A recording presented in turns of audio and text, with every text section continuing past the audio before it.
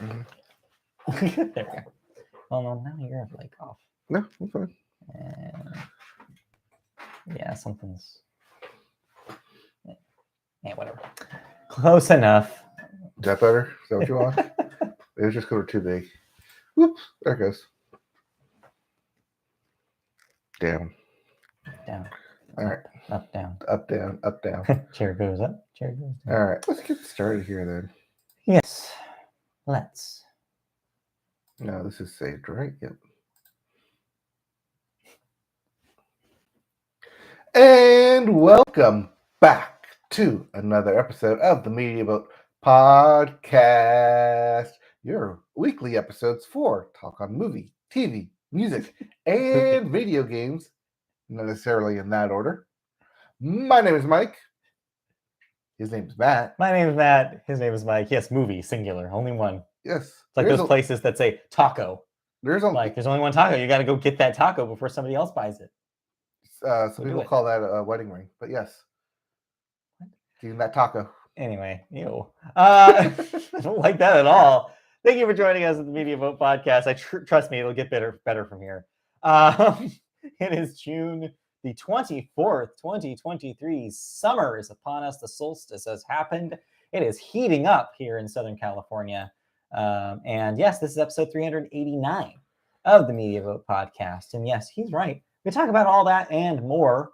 And we always start with music. And we always start the music section with... The Weekend Box. No. Nope. We start the music section with the Billboard. We start the Billboard with the Hot 100. What's hot this week? Hot this week is Last Night by Morgan Wallen. I have something to say about this. I watched a TikTok where I finally heard a Morgan Wallen song. Yes, to the point. I had been blessed by the fact that I had never heard Morgan Wallen. Okay. Well, now that I have, oh my God, no, I'm even more bewildered by why this man is popular. Even more annoyed. He's the most mumbly ass voice. I could not understand what he was saying. It sounds like shit. Yeah. Why do people like this guy? Yeah. There are multiple reasons why I don't. You can make up your own words to his songs. You can seriously do, because it's just like that's what he sounds like. Yep. What? Why? I don't. Whatever. Anyways, continue. I just wanted to mention that now that I have more ammunition for my fight against him. But anyways, yes, go on. Yes. In a UFC octagon in Vegas. God, no. I would die. That would be the end of my life. Because you'd be in Vegas? I mean, partially. Never find my body. I played New Vegas, Fallout New Vegas. Yep. Bury me alive. Anyways, continue. At number 2, Flowers by Miley Cyrus. Still there. At 3, Fast Car by Luke Combs. Coming in at 4, Calm Down by Rima and Selena Gomez. I refuse to calm down. And rounding out your top 5, All My Life by Little Durk featuring J. Cole. I wish it was a cover of that, but no, it's not. No, it is not.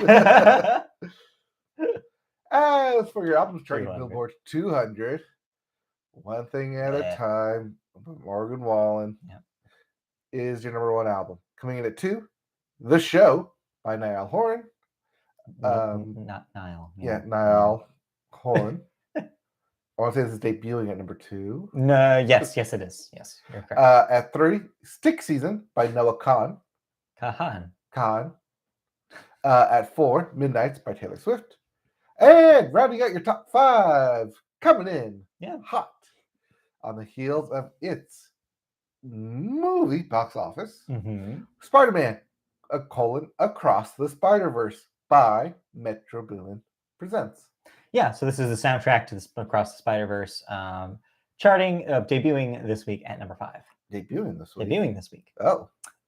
Remember, doing this on a Saturday, and this will change because, spoiler alert, we're going to move the schedule of the show a little bit starting this week. But we'll talk about that at the end. For now, the weird thing about doing this on Saturday is we're technically a week behind on the Billboard stuff.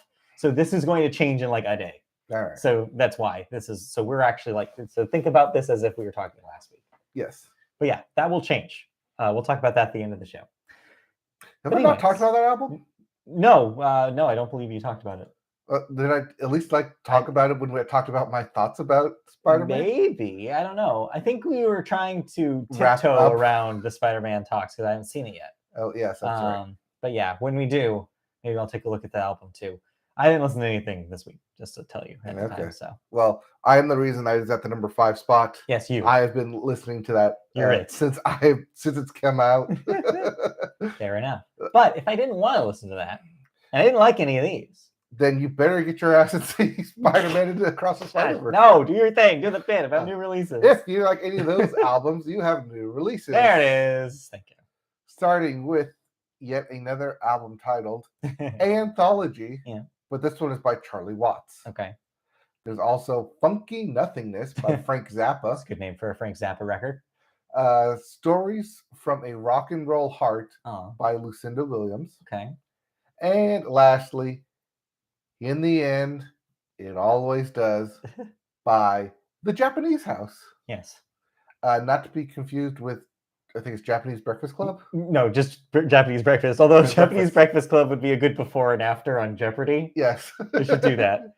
Tell Ken Jennings. Tweet at Ken Jennings real quick. No one would get it, though. I would. No one would understand that Japanese Breakfast is a band. What would be the clue for that? Like, Michelle Zauner leads this band of 80s brat pack, like John Hughes stars. Like, there you go. That would be Japanese Breakfast Club. There, I just gave you a free one, Jeopardy writers. Credit me. You send me a check for $20. You can't. There's still the WGA. There's no writers. Right. They're not writing anything. I'm not a guild. I can write whatever they want. Scab. All right, let's move on. Anyway, it's time for calling you a scab, which we'll get to later. A couple of stories this week, but a couple of the music stories, unfortunately, are bummers. Just preparing you. They're real bummers this week. Here, let me get the womps out of the way. Yeah. Womp. Sorry, just no good news. I mean, yes, could I have included the international dates for the Eras Tour here? Yes. But do we talk about Taylor Swift way too much on this podcast? Also yes. So I was like, let's pause on the Taylor Swift. Just know that even though we will mention that the international dates for Taylor Swift have been released. So yeah, she's going to be everywhere in Europe that you want her to be, Paris, London, etc. All through the following year, 2024. So enjoy, international listeners, if we have any. Yes, she'll rack up the miles. But in the meantime, here in the U.S., some real bummers happened. But the second one more bummer than the first one. But let's get to it. So let's get into the not so bummer. Yeah, the mixed bag, I guess you could say. All right. A little bit of follow-up. Yeah. Kesha, yes, that Kesha, with producer Dr. Luke, yes. Yeah. And their ongoing lawsuits between one another. Well, the good news is they've settled. Yes. Bad news is that they settled it out of court. Well, yeah, but they settled is the point. We'll get to explaining what I feel about this at the end of the story, but let's do the story first. Okay, so each of them have released a quote related to the settlement that indicated they mutually see this as the end of the road for their lengthy legal disputes. Dr. Luke said in his statement that he wishes Kesha well, while Kesha said that she wishes nothing but peace to all parties involved, as the court drama apparently draws to a close. Quote, "Only God knows what happened that night," wrote Kesha. "As I always said, I cannot recount everything that happened. I am looking forward to closing the door on this chapter of my life and beginning a new one. I wish nothing but peace to all parties involved." Close quote. So the context and relevance of this is, so yeah, they've been in and out of court for about 7 to 9 years, I think, about this. This was basically based on an alleged sexual assault that Dr. Luke had on Kesha. And we've covered this. And repeated incidents, according to Kesha, that when they were working together and had a professional relationship. Ultimately, the goal for Kesha is to basically be able to separate herself from Dr. Luke's record label, Kimosabi Records. Right, break contract and go somewhere else. She was in contract until this most recent album, Gag Order, which came out a couple of weeks ago.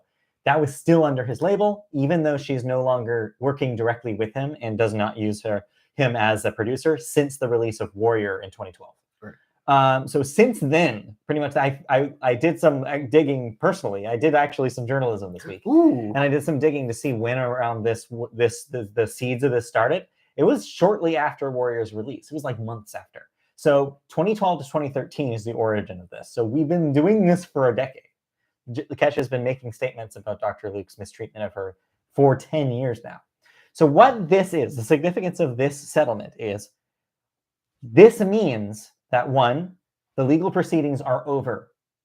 A new case would have to be brought up for this to continue. And it sounds like by their statements, which, by the way, was a joint statement that they decided to do together, that's key, because that was a surprise to a lot of people. That joint statement makes it seem like they are both not going to pursue any further cases. Like, this is no longer going to be litigated. So yeah, if you're not familiar, basically the settlement just means like both parties were paid out, and boom, this is over. That means, though, Kesha does not actually get justice for this, and that's what maybe why I refer to this as a mixed bag. This means that ultimately it will always be a case that has no resolution. We will never know whether or not, it will always remain alleged what Dr. Luke allegedly did. Allegedly. No one can ever say yes or no about what actually happened between the two, which is why Kesha uses terms like, only God knows what happened, I cannot recall. It's because legally that's all she can say forever. Unfortunately, that's just how it is. Anyway, and Dr. Luke on the other side is basically taking it more strict and being like, I didn't do anything. Like, that's still what I'm sticking to, but I wish all parties, success. So yeah, it feels like a little bit of a weird, uneven feeling. But the good news about all this is, one, like I said, they don't have to go to court anymore. It's over. The legal proceedings are done. And then two, the other good news is, yes, she is no longer contracted with Dr. Luke. So she can now choose to go to a different label and does not have to release her future music on Kemosabe. So that's good news for Kesha, because it seemed like she couldn't make the kind of things she wanted, or didn't feel comfortable. I mean, that's what gag order was named gag orders, because she felt like she could not be the artist she wanted to be truly, while still dealing with the baggage of Dr. Luke. But now she can't. I was going to assume that in the contract, in the settlement, she can't sing or talk about it in any future. Well, again, it goes back to the legally, she cannot say anything specific about what happened. I mean, though, you can get up to that line, which you saw a lot in gag order, which was basically being able to be like, I can talk about the emotions I felt. I can talk about the emptiness that these events led me to. I just can't say straight up, this is what happened, which is fine. I think she'll just continue doing that. Yeah, it's unfortunate, and it means that we won't have a big tell-all probably from Kesha's side anytime soon. How soon do we get another album then? I bet it'll be a little bit. It seems like she's interested in touring on this. Yeah, I think she wants to tour first before she goes back to the studio. Oh, she has big plans. I thought as soon as she signed a new label, she'll put out a new album of here's what I want to do now. I bet it'll take some time because she'll be on tour for a while. Okay. I would assume we won't see anything until the gag order tour is over. But yeah, that's why it's kind of like, it's good news and it's bad news. It's good news because Kesha gets to return to normal life without having to worry about the baggage of this. But it does mean that she will never feel like she got justice for herself for what allegedly occurred. And Dr. Luke will remain being Dr. Luke and probably still continue to work with people without his career being tarnished, which also is bad news. But it is what it is. And at least they can, to a certain extent, move on from this a decade-long nightmare. So we'll see. All right. Well, let's move on to another decade-plus long nightmare. Yeah, another nightmare for sure. Of shootings. Yeah. Shootings and music. It happens more than you think, unfortunately. Yes, they are combining into a yet another, and I'm terrible not to say yet another, festival shooting. This time at Beyond Wonderland Festival in Washington. Right outside of Beyond Wonderland, where it was taking place. Yes. So 2 people were killed and 3 injured Saturday night. This is last Saturday. Yes. As violence broke out in a campground at the site of the Gorge Amphitheater in Washington State. The shootings occurred while performances were still going on inside the venue as part of Beyond Wonderland. Yeah. which is an EDM music in festival. case you didn't have raver friends when you were in college. Yes. A suspect was apprehended and was among the 3 people reported injured. Early Sunday morning, the festival tweeted that the second day of the festival would be canceled after attendees were alerted via a push notification on the festival app. On Saturday night, the music had continued at Beyond Wonderland despite the tragic violence nearby. The spokesman said that when law enforcement arrived on the scene, the suspect continued to, quote, fire randomly into the crowd before being apprehended. Mm-hmm. The nature of the shooter's injuries were not revealed, nor were the conditions of the 2 survivors of the gunfire. Yeah, I mean, we won't go long on this because we've done this a lot on this podcast, because this, like you said, happens way too many times. But what I will say is, yeah, you should be able to go to an EDM festival and enjoy Plur without feeling like you're going to die. Like, you should be able sucks. to go to any festival of anything. Anything. You should be able to go anywhere without the fear of having open fire. And like, yeah, this is a failure of policy. This is a failure of security. Mm-hmm. There's a lot of failures happening, a lot of loopholes, a lot of problems that need to be addressed by powers bigger than the leadership of Beyond Wonderland. And like, obviously, there's nothing like immediate here. It's going to take some time. It's going to take a shift in thought, I think, for this stuff to stop happening. And it's going to be, unfortunately, a while until that shift in thought occurs. In the meantime, yeah, it just sucks that we have to deal with this stuff as things are supposed to be joyful. Like, this is supposed to be something you go to escape from life, the realities, especially something like, rave culture is all about, like, as I mentioned, Plur, half joking, but there's a point to it. Is like that feeling of, like, again, if you didn't have raver friends in college like we did, like, it's that feeling of family and togetherness and joy and happiness, and to have it interrupted like by something like this is just the opposite of everything it stands for. And it's disappointing. I'm not even that big on EDM music, but I appreciate the feeling that people get from it. And I like that ecstasy, no pun intended, being interrupted by something as horrendous and violent as an act like this. It's just like, it's just terrible. It makes me feel gross. And I hate having to live like this, with the constant fear of this happening. So yeah, I mean, it'll be a while till we get, stuff like this stops happening, but I hope it's sooner than later. However we get there. But yeah, it's just, this stuff. We're sick of doing these stories. I mean, like I said, I started with yet another. Yeah. Well, that was 2018 was the Vegas one. Yeah. It doesn't feel like much. That was 5 years. Yeah. I mean, that was October. 5 years will be October. Doesn't feel like much has changed, unfortunately, which is disappointing in a lot of ways. Yep. Anyways,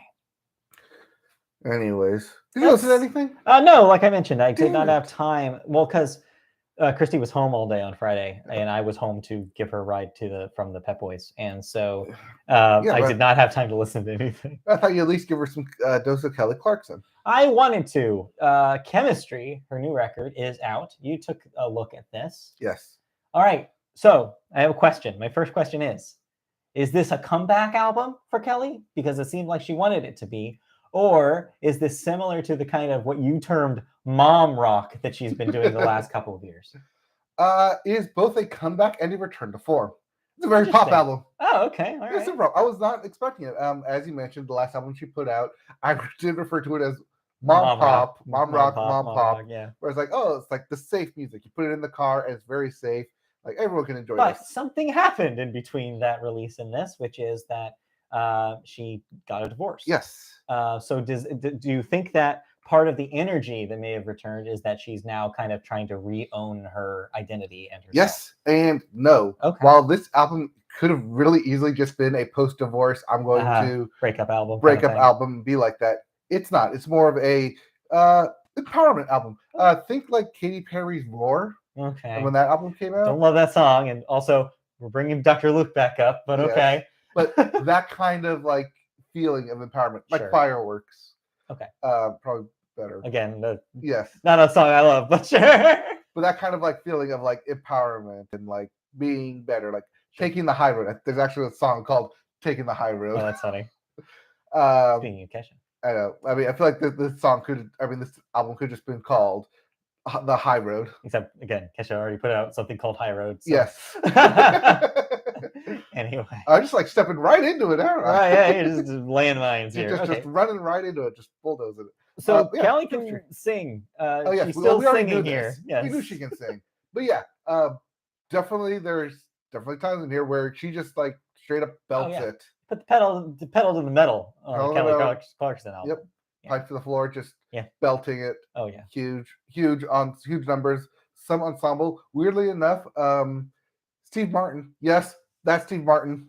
Banjo player extraordinaire. Is his banjo on the record? Shows up. Hell yes. Yes, it does. You love to hear it. Which is weird to think of, like, hey, Kelly Clarkson, in 20 years, you're gonna record a song with Steve Martin and playing banjo. Yes. Sure. Yeah. Sure. Yeah, you're on SNL now, but in 20 years, you're gonna record a song with Steve Martin. American Idol. No, because it was after she won American Idol and was touring with her album on SNL. Wow, okay. You also did some journalism this week. Yeah. I totally forgot that happened. Anyways. Yeah, because it was the year after. I gotta go back and watch that episode. Yeah. It's the most wonderful thing about Peacock. You just watch any SNL you want. Anyway. But yeah, he shows up on this.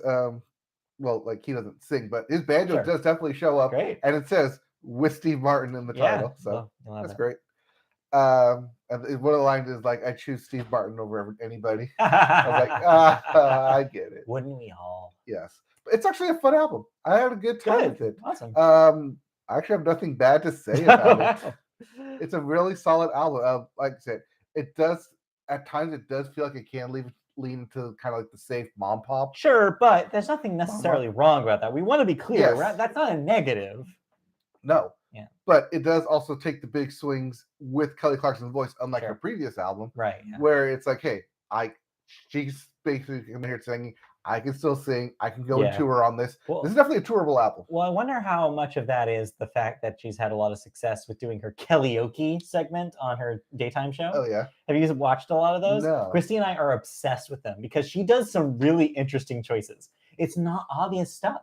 She like digs into, and it's all artists that like you can tell she genuinely loves. Mm-hmm. She'll do like a Sublime song one week. She just did The Only Exception by Paramore. Oh. Like she digs into like some stuff you wouldn't think that Kelly Clarkson would do on a daytime show. And it's amazing every single time because she always puts a Kelly spin on it. Mm-hmm. Watch them on YouTube. There's just a playlist on her channel.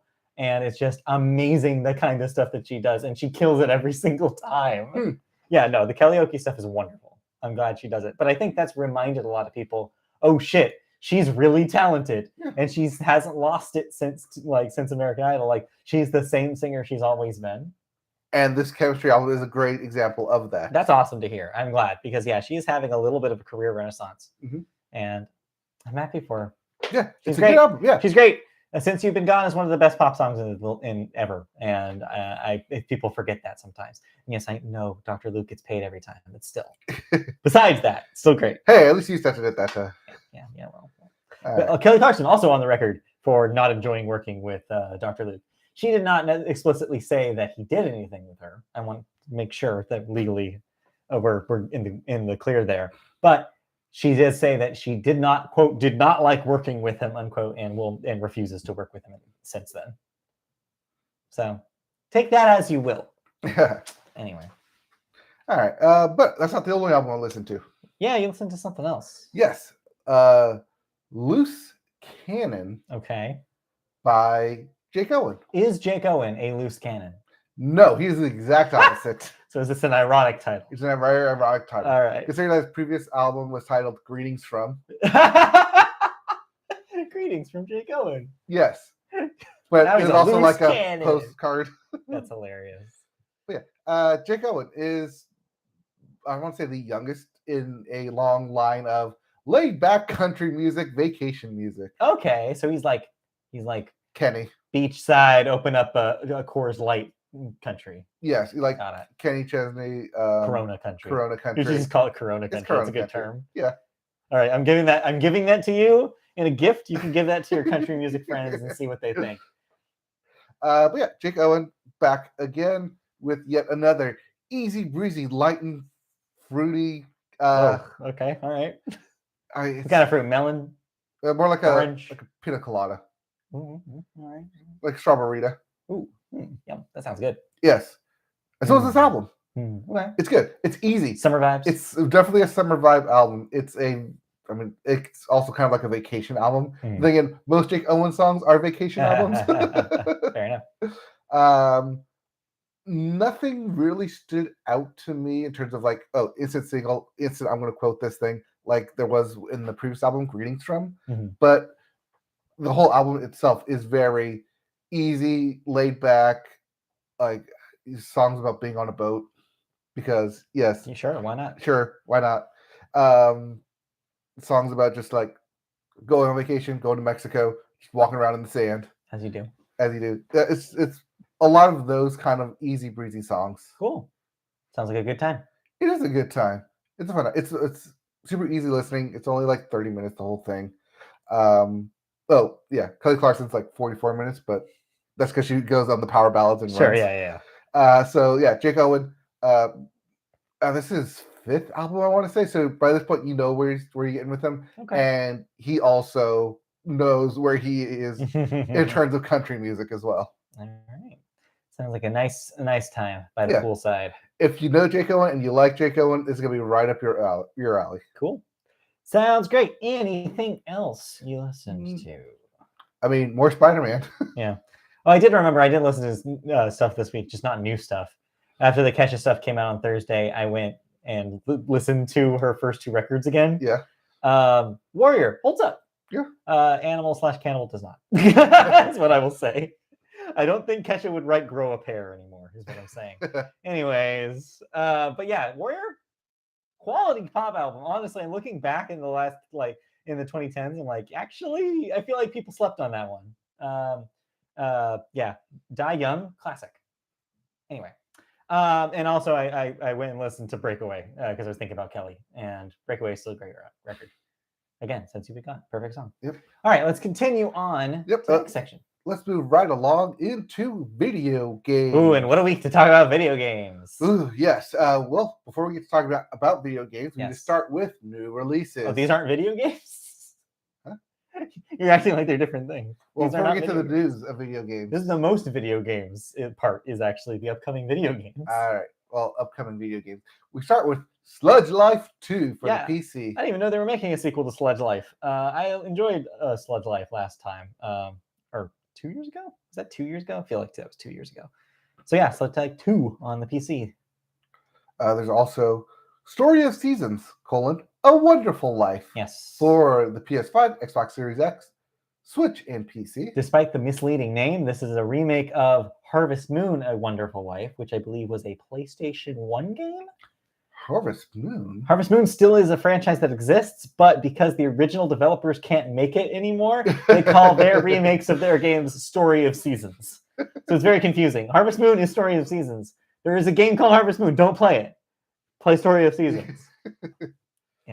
Anyways, there's also AEW Fight Forever. Finally out. Yes, finally out. That is for everything. Yep, that is so AEW fans will finally have a wrestling game to play. There's also Noob The Factionless, and that's out for everything. Don't know what that is. I don't know what that is either. We also have something called Crime O'Clock for the Switch and PC. Good name for that game. Everybody, 1-2 Switch for the Switch. Yep, that's a sequel to 1-2 Switch, a launch game for the Switch. Yes.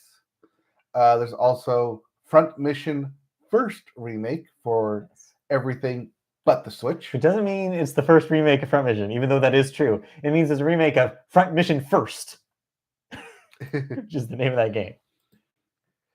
And lastly, for new releases, Ghost Trick, Phantom Detective for the PS4, Xbox One, Switch, and PC. Which is a remaster of a DS game. Ghost Trick. So, all right. But our first story takes us into the land of continued E3 coverage, or Summer Games coverage. Yeah, probably the last big thing, from this Summer Game Fest window. Yeah, and that is Nintendo. Yes, Nintendo finally had a Nintendo Direct this week. Yes, in which they made the announcement saying, hey, tomorrow. Yeah. I mean, this was rumored that they were going to have it sometime in June. It hit about the same time like people thought it would. And a lot of stuff were announced. It was pretty cool. I think they did a really good job. So let's go backwards because I think we're going to start from the last thing. Well, actually, it doesn't look like this is in any particular order. All right, we'll go backwards then from what they have here. And we'll start with Hot Wheels Unleashed 2 coming to the Switch in October. This was at Summer Game Fest, so people knew that this existed, but just confirmed it's coming to Switch. People like that first Hot Wheels Unleashed game, so more arcade racing is not a bad thing. Speaking of playing with other people, Manic Mechanics for a 4-player co-op game about repairing vehicles. Couch co-op stuff. Yep. Gloomhaven. Yeah, we can kind of go through these little indie ones. They did basically a montage of indie games. Yep, lots of indie games. Fae Farm seems to be getting good vibes from Summer Game Fest from people who talked or saw it. Yep, Penny's Big Breakaway was announced. That was interesting. That's the team that made Sonic Mania. That's Christian Whitehead's development studio. That this is their first game. Yep, take place in the world of Macaroon. Macaroon is a great name for a fake world, just saying. Also, this guy has a yo-yo, which is pretty cool. There's also a Dance the Night Away. Just Dance 2024 coming to Switch. Yep. Of course it is. Or you can dance the night away. You can't have a every year new Switch. Splatoon 3 is getting a Splatoon Fest all about ice cream. Splatfest about ice cream. Vanilla, strawberry, or mint chip, which is the best? Mint chip, obviously. I mean, yes, mint chip is the winner here. Everybody else is wrong. There's also a new DLC for Mario and Rabbids, Sparks of Hope. Yep, I believe it is the second proper DLC release for that. Yeah, this will probably be it, though. It seems like they're moving on from the project. Yep, that is called The Last Spark Hunter. Yep. Set on a musical planet. Ooh, musical planet. Yep. Let's see here. We have Myth Force, which is a Saturday morning cartoon roguelike. Sounds all right. Yeah. So I think what we're seeing it as the post-Hades games, I think. Roguelikes. Another one of those. Yep. Persona 5. Tactica. Yeah, they showed more of Tactica, which we had confirmed last week. Same thing with Star Ocean. Yeah. There's a remake trailer for it. The Batman Arkham trilogy, which came out 10 years ago. Yeah, they're all coming to Switch. If you missed them somehow and you want to play the Switch version of this for some reason, you can. Yep. With all DLC intact. Yes. I'm trying to see if that is going to be a cloud-based game or not. That's a good question. It doesn't sound like it. Considering that those were 360 games, I hope not. Let's see here. Sonic Superstars gets an official Switch trailer as well. Yep. And Dragon Quest Monsters, The Dark Prince was announced. So, people like those Dragon Quest Monsters games. It's like kind of their Pokemon-like. Yeah. Well, even though they do have Pokemon. Well, yeah, but still. Vampire Survivors, which I believe is everywhere now except for the Switch. Is now coming to Switch. Yep. And with a co-op mode. Hey! I'm wondering if this co-op mode is coming to other platforms as well, because I would love it if they put that on the Xbox version. Right. That would be a lot of fun. We also got a announcement of a remaster. Luigi's Mansion, Dark Moon. Yes, this is the second Luigi's Mansion game. This was a 3DS game. They're doing a full remaster for Switch, cranking up the graphics a little bit. So yeah, this will be a good chance for people who didn't own a 3DS to go play it. Yep. But they also did announce that they're in the process of making a new Princess Peach game that will be arriving next year. Yeah, this did not have a title nor a release date. It just had a little bit of footage. Seems like it implies that it might have Peach in kind of a magical girl, kind of transformation kind of role, which could be cool. I would love to see that. And there's so many ways you could make that game. So I want to know more about what that thing is. Or if they're making this game now before Super Mario Brothers 2 movie comes out so they can use it. Yeah, maybe. And give Peach more to do. Give Peach more to do. All right. We also had the release of the Wave 5. Yes. For Mario Kart 8 Deluxe booster courses. Yes. So just like the other boosters, this will have new courses to race on, but also new characters. You can now play as Petey Piranha, Kamek, and the Wiggler. Wiggler. So every day can be Wiggler Wednesday. Any other poke or do you want to keep the Mario going? Well, let's just keep going because you're skipping some important stuff. So they talked more about the Scarlet and Violet expansions. Yes, but we already knew about that. Stuff. We already knew that, but we just saw more of it. Yes. HD versions of Pikmin 1 and 2 dropped on Switch, which was surprised a lot of people. They hadn't been out since the Wii version. Those are originally GameCube games. They put out a Wii new play control release on the Wii, and then they haven't released them since. So this is a big deal for people who wanted to play Pikmin 1 and 2 not on a GameCube or a Wii. Right. It's currently available in the eShop. It dropped the same day. Yeah. Physical version in September. I'm not big on the Pikmin games, but I know people do have nostalgia for them. But then that's also because Pikmin 4 got a better gameplay trailer. Yeah, we saw a lot more of Pikmin 4. That comes out literally in June 28th. Yeah, a month. Week. No, a month for the release date. The demo will be out on the 28th. Okay. So if you want to play a demo of it. So if we want to play a demo of it. Yeah, you can on the 28th. Okay. Otherwise, probably not for me. I don't really love Pikmin, but they're doing some interesting things with this one. You can play at night for the first time. In the previous games, you had to get back on your spaceship before nightfall or else you'd lose. Not the case here. In fact, there's now glowing Pikmin that show up at night that you can use for special powers. So, neat stuff.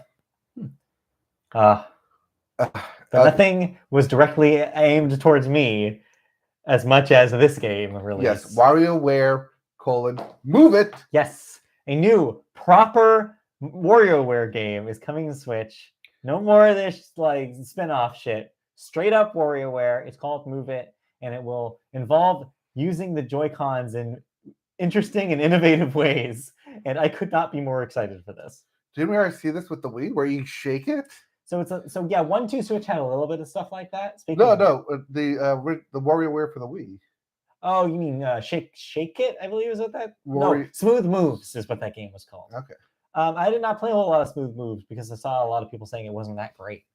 This seems to be starting where that started, but then because of the new specific movements you can do with the Switch Joy-Cons, it seems like you can do a lot more games with it, like a lot more game ideas.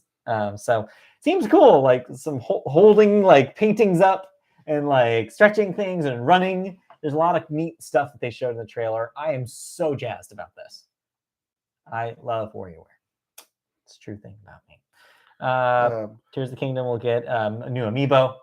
Because Nintendo was still pulling out amiibos. Can't believe it or not. For both Zelda and Ganondorf. Yep.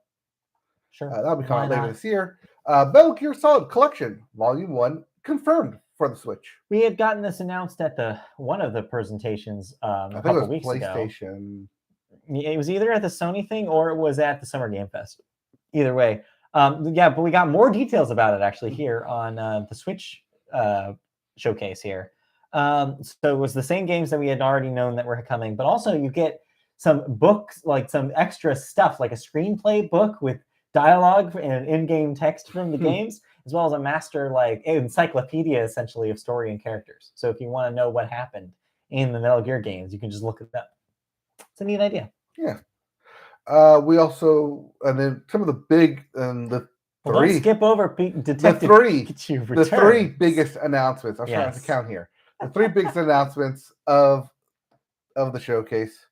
Detective Pikachu 2. Yes, or Detective Pikachu Returns, which is the name of it. This is a Switch sequel to the 3DS Detective Pikachu game.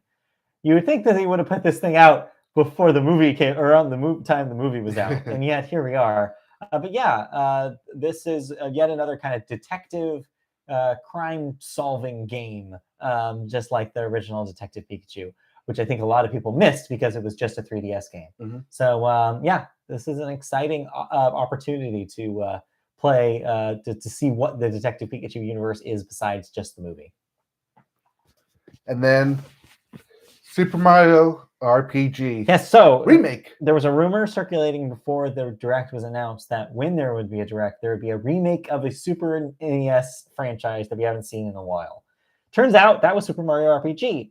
So Super Mario RPG is an interesting game in case you don't have context for it. It was a co-development deal with Square than just Squaresoft and Nintendo. So it was a Square RPG with Nintendo characters. Big deal back in 1996 when this was originally released. And it's kind of become a cult favorite. It was the seed of inspiration for what would become the Paper Mario games. And it's where that stuff starts. So it has kind of the same kind of active battle system where you're using button presses to like make your attacks more powerful kind of thing. So this appears to be a pretty faithful one-to-one remaster with updated graphics for the Switch. I am shocked that they're making this thing. I thought that game was gone forever, but it's very, very cool. And I think that it'll introduce a whole new generation to what a lot of people think is one of the best Super NES RPGs. As a Square person now that did not have access to a Super Nintendo in 1996, I presume. Yes. Are you excited to potentially check this out? I might check this out. Then again, I might be busy with Spider-Man in November. Yeah. But it's definitely piqued my interest. Yeah. I know that whenever like listicles come out, people always rate Super Mario RPG really high. Yeah. Even when this was announced, it was the number one thing trending on Twitter. Like, oh my God, I can't believe this thing got announced. Putting this up day one. Where can I pre-order? Blah, blah, blah. Yeah, it's a big deal for a lot of people. I think it'll be interesting to see what the reaction to this, as well as how much they change and how much they don't, because it seems fairly faithful, everything they've shown so far. But that wasn't the most exciting Mario announcement. Okay. Because it is 2023 and we have a new Super Mario Brothers game. Big finale. But not a new Super Mario Brothers game, but a new Super Mario Brothers game. Yes. Big finale for this Direct was Super Mario Brothers Wonder. It's a brand new 2D Mario. So at first glance, it would be very easy to say, oh, they're doing a new Super Mario Brothers game, like the last one, New Super Mario Brothers U. This is not that. It seems like it is a completely new art style, a completely reworked graphics engine, and completely brand new game mechanics, including power-ups that transform Mario into an elephant. Wonder flowers. Yeah, wonder flowers that talk to you while you're playing. Seems like power-ups that transform, like turn your level into an alternate dimension version of the same level. And it's co-op, just like those new Super Mario console games were. And also playable Daisy. Playable Daisy. Well, you don't have to play as Mario. You can play as anyone. It seems wild. And honestly, the animation was the most shocking thing. Like, just the attention to detail in the look of this game is incredible. The look of Mario and all the characters is great and so much better than the design of those new Super Mario Brothers games that we had to deal with for a decade plus. Like, the fact that they can actually make a 3D but 2D Mario game look as good as this is just amazing. And I think this will be the perfect swan song for the Switch. So I think this goes hand in hand with what we've been saying this past couple of months of this being a great year for video games, because not only do you get on the Switch, just Switch only, right? Tears of the Kingdom, Pikmin 4, and Super Mario Brothers Wonder. Yeah, in the same year. Because that's the craziest thing about this. This comes out in October. Yeah, this is all the same year. This is October release. I saw this first, and I was like, "Oh, surely this is next year." And then when it said October at the end, I was like, "Are you kidding me? Are you kidding me? That's incredible!" So yeah, this thing looks amazing, just pure joy. I'm very excited to try this out because this will probably be the Switch game that I buy for the end of the year here, and I'm excited for it. Well, that and WarioWare, I guess. But yeah, so that was the Nintendo Direct. I thought it would delivered on all cylinders here. I mean, of course, if you show us a new Super Mario Brothers game, of course it's going to deliver. Yes. They knew what worked, and WarioWare obviously is close to my heart as well. So yeah, it succeeded for me. How did you feel overall about the Direct? I mean, I'm not big on Nintendo to begin with, but I was pleasantly surprised with what they showed and just how much they showed. Oh yeah. It's a lot of good games coming out. And it proves that there's still life in the Switch, at least for the rest of this year. Yes, because whenever a Nintendo Direct comes out, you get people the rumor mill churning of a Switch 2, and this just showed that, hey, we're not done with the Switch yet. So we'll see if that happens anytime soon. If we hear anything about new hardware, but not quite yet. Nintendo says, hold your horses with this showcase, and we will wait a little longer. They're just now running this thing on full cylinders. So yeah, good stuff. Yeah.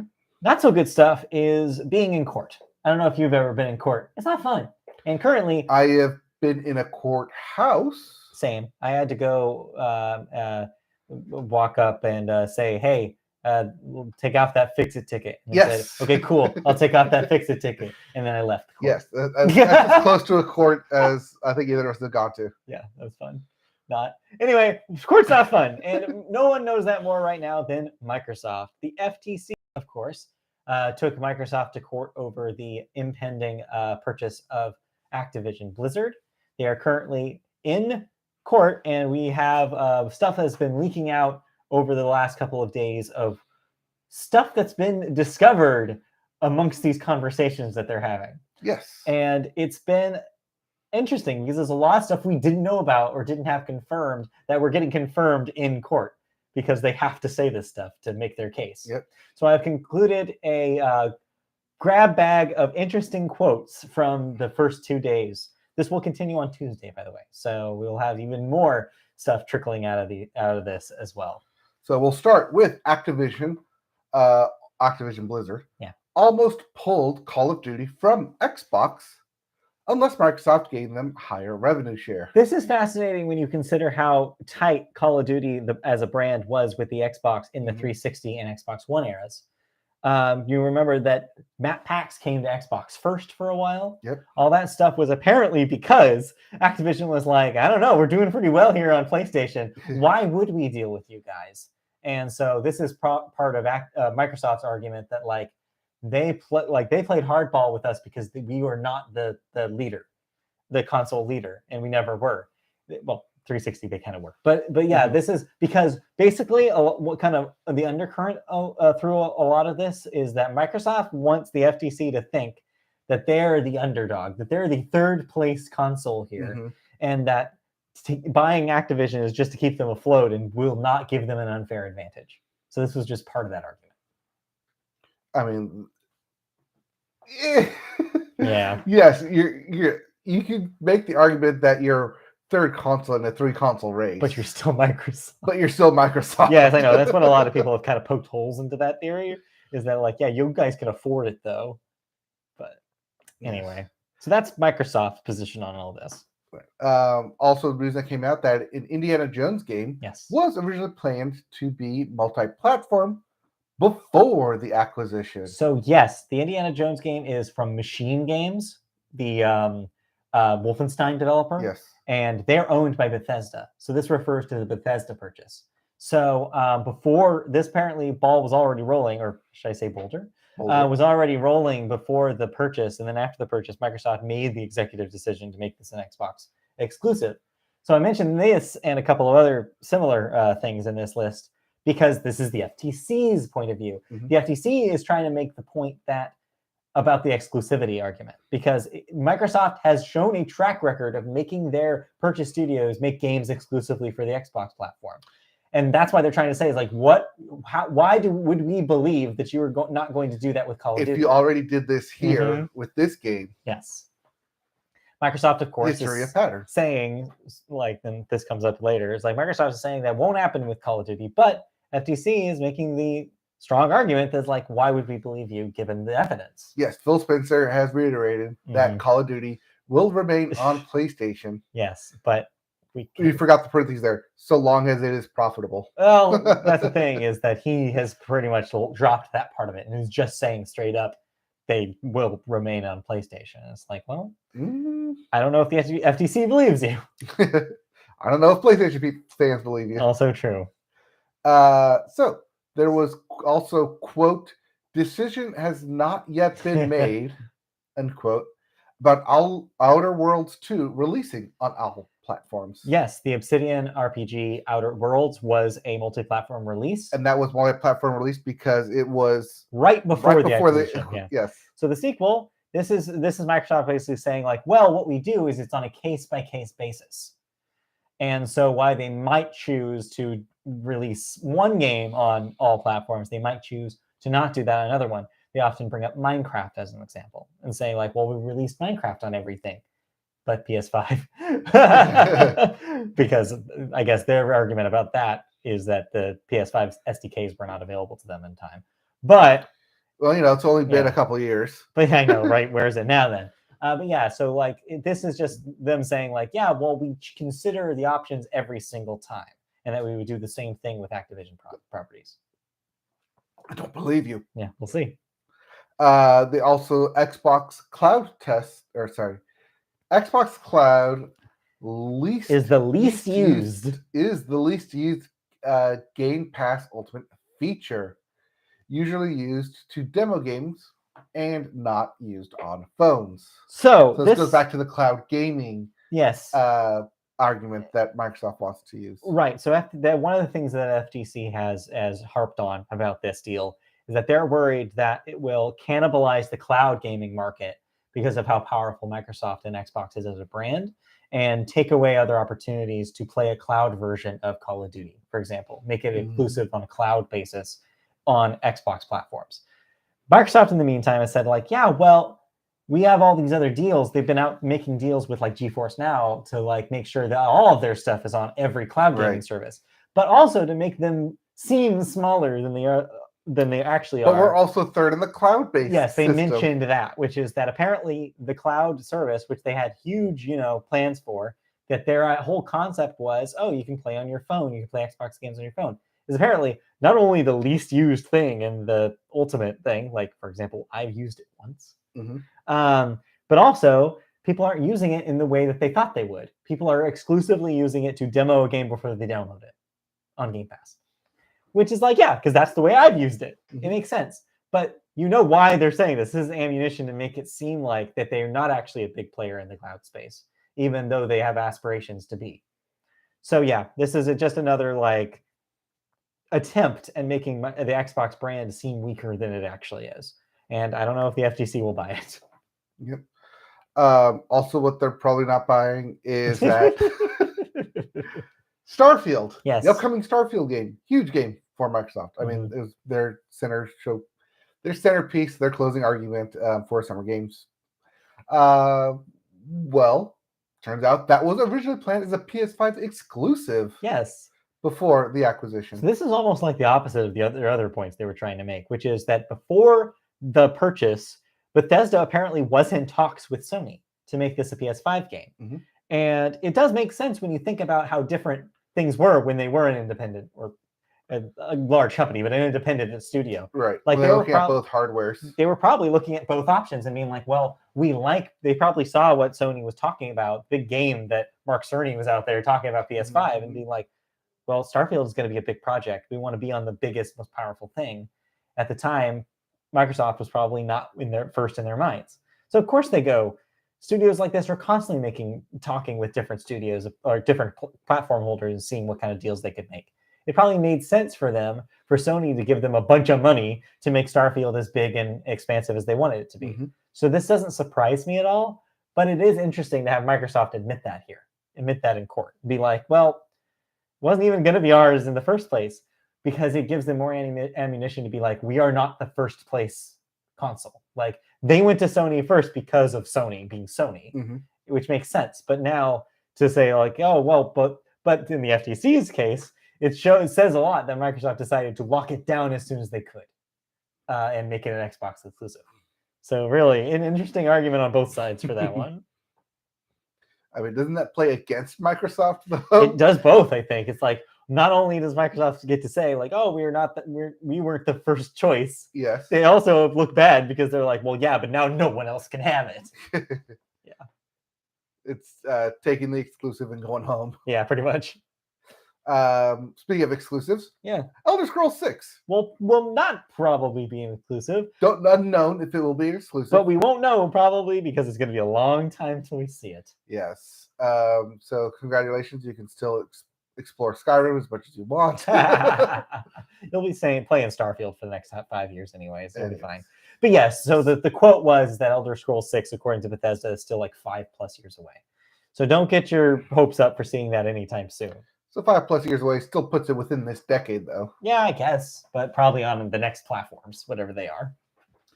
Or maybe that's what they're keeping it for. Yeah. We're just going to keep Elder Scrolls over here. Right. And then when we release our next console, then yeah, it becomes the launch exclusive that we want it to be. Our new Halo. We'll see. And lastly, yeah, Activision Blizzard was not the only thing Microsoft was looking at purchasing. No, before that. Before that, they attempted to buy Zynga. So remember we reported a story a couple years ago about Take-Two buying Zynga. Yes. This was a big, surprising move. And one of the reasons why it was so surprising is because apparently behind closed doors, they were in talks with Microsoft to be purchased. So Microsoft apparently spent a lot of time and a lot of meetings trying to buy Zynga. Ultimately, it just didn't work out, and they went with Take-Two's money instead. This is Microsoft trying to say, Call of Duty is an afterthought. We want King. Yep. Their whole argument about this whole thing has been they want a mobile arm. And buying Zynga was the first attempt at this. And so this is them trying to say in court, we don't even think that, like, this was not even our priority. We wanted Zynga. We didn't get Zynga, and we did this instead. Mm-hmm. So whether or not the FTC actually buys that is what they're looking for here is still up in the air. I mean, it is what we brought up when this deal was first announced, that it's Activision Blizzard King. Right. You know, we just say Activision Blizzard. Yeah. It's an interesting. So basically, this is what we've seen in the first couple of days. It seems like the FTC has still a pretty strong case against this purchase, but we'll see how the rest of it shakes out. But they are running out of time to finalize the sale. I don't think it happens. That's my official word right now. Is I do not think it happens. You don't think this deal goes through? No, I don't. I don't anymore. I think that the argument is I think that the gray area between what they do and do not make an exclusive is going to shoot them in the foot. They have to be consistent, and they haven't been consistent. And the fact that they say it's going to be on a case-by-case basis, there is no reason for anyone to believe that they will not turn around and change their mind. So does this mean that because it just came out, Starfield will no longer be an exclusive? No, I think Starfield, anything that's already contractually obligated to be exclusive, will remain exclusive. Okay. Starfield is coming out in like 5 weeks. At this point, it will be an exclusive. No longer than that. 2 months. And it will definitely be an exclusive to the Xbox platform. I'm just saying, like, beyond that, though, it's anyone's guess, depending on what happens with this stuff. So does that mean that Starfield becomes a 1-year exclusive? And then no, I don't think so. Because again, PlayStation. That is a Bethesda game. They own Bethesda. There's no reason for this. I'm thinking ZeniMax. That's what I'm thinking of. Yes. That is a different situation. Only the Activision stuff would be affected by this. Yes. And they will. All that happens if this doesn't go through is they remain an independent studio. Yep. They remain just making their own decisions. Bobby Kotick remains CEO, et cetera, et cetera. Unless they decide to just sell off the King brand from them to Microsoft. What I've been wondering about. It seems like that's what they really want. If King, that why was don't they going to just happen, they King? would have that would have happened already, right? Right. Microsoft wants all or nothing. Clearly, it's not. If it was really just King, Activision would have made a deal. But Activision didn't make a deal, which means either one or the other. It means that Microsoft actually wants the whole package, or Activision does not want to sell off King. They want to stay an entity and will only sell if they sell everything. Because mobile microtransactions are billions per month. It's where they make their money. Billions per month. Yes. Billions. Billions. Billions. Literal billions. Anyways, so that's what we know so far. Like I said, more stuff will come out of this week. So next week, we'll probably have more to say. Yep. Like I said, it wraps up on Tuesday. Yes. Final arguments are on Tuesday. Well, no, they start Tuesday. I believe final arguments, I think, are next Thursday or something. Is it Thursday? I think it's for the couple more. There's a few more days. Look at the calendar here. Yeah, we can double check, but yeah. Anyways, we'll have more to talk about it next time. In the meantime, you've played some video games. Yes, I played 2 video games. Yes, you did. Yes. One was free. One was $70. Yes. Well, let's talk about Rogue Legacy 2 first. You said this was included. Yes, this was $70. No. Okay. This was the one that was included in your PlayStation Plus subscription. Yes, PlayStation Plus Extra gets you Rogue Legacy 2 as part of it. It was the new game that was released last week. So, sequel to Rogue Legacy. This is a roguelike, as the name implies, and it is a final release of a game that's been early access for the last year. Yes. So, did you play Rogue Legacy 1? I played a little bit of Rogue Legacy 1. Okay. I don't think I really got too far because I realized that, oh, wait, this is a roguelike. I don't like the idea of it resetting every single time. But then Hades came out. We all loved Hades. And we all loved Hades. We all changed our mind about roguelikes. So how do you feel about Rogue Legacy 2? I kind of like it. It's really cartoony. I really hate that anytime you run into an enemy, you automatically take a hit. I think it's dumb. But hey, that just means I have to get better at it. Yeah. But yeah, it's a rogue random dungeon crawler. Mm-hmm. I think they've added a lot more classes to this, though. It definitely feels like a lot of the different perks and traits are very randomized, as the name implies. Yes. Because you are the heir to whoever dies, and then you just continue on with their legacy, hence the name Rogue Legacy. Makes sense. But yeah, very similar to the first game. Run around, get your coins, try and defeat the bosses in a go. But once you die, you reset. And then you spend all that gold that you died with to build up and increase your own stats, increase your own castle. So eventually you'll be able to conquer the dungeon. Cool. It's exactly like Rogue Legacy. It's a very roguelike game, but I think because it is a very cartoony and some of the powers are very weird.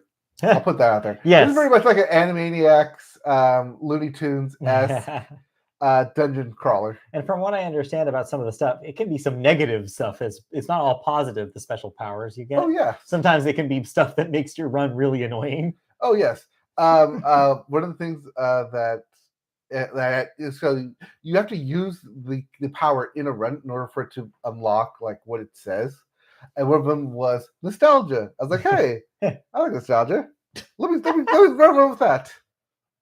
And what did it do? Put everything in black and white and old timey and mono mix in the music. No. I was like, oh, what am I doing? That's kind of neat though, that there's stuff that doesn't necessarily change gameplay. It just could change the look of your game. Yeah. It's neat.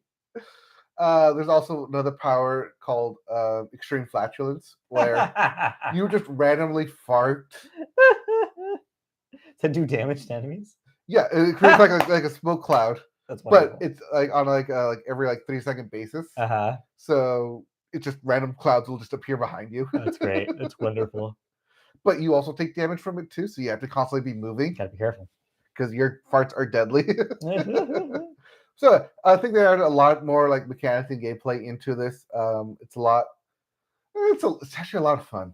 Cool. When I'm not playing my other game, Final Fantasy 16, I'll like once I'm done like finally get a chapter to end, I'll jump over to Rogue Legacy and play like two runs through for like good like 15-20 minutes. Yeah. The runs are fast. Bite-sized. They're bite-sized. They're fast. So if you die, which you will. Yeah. Sorry, not if. When you die.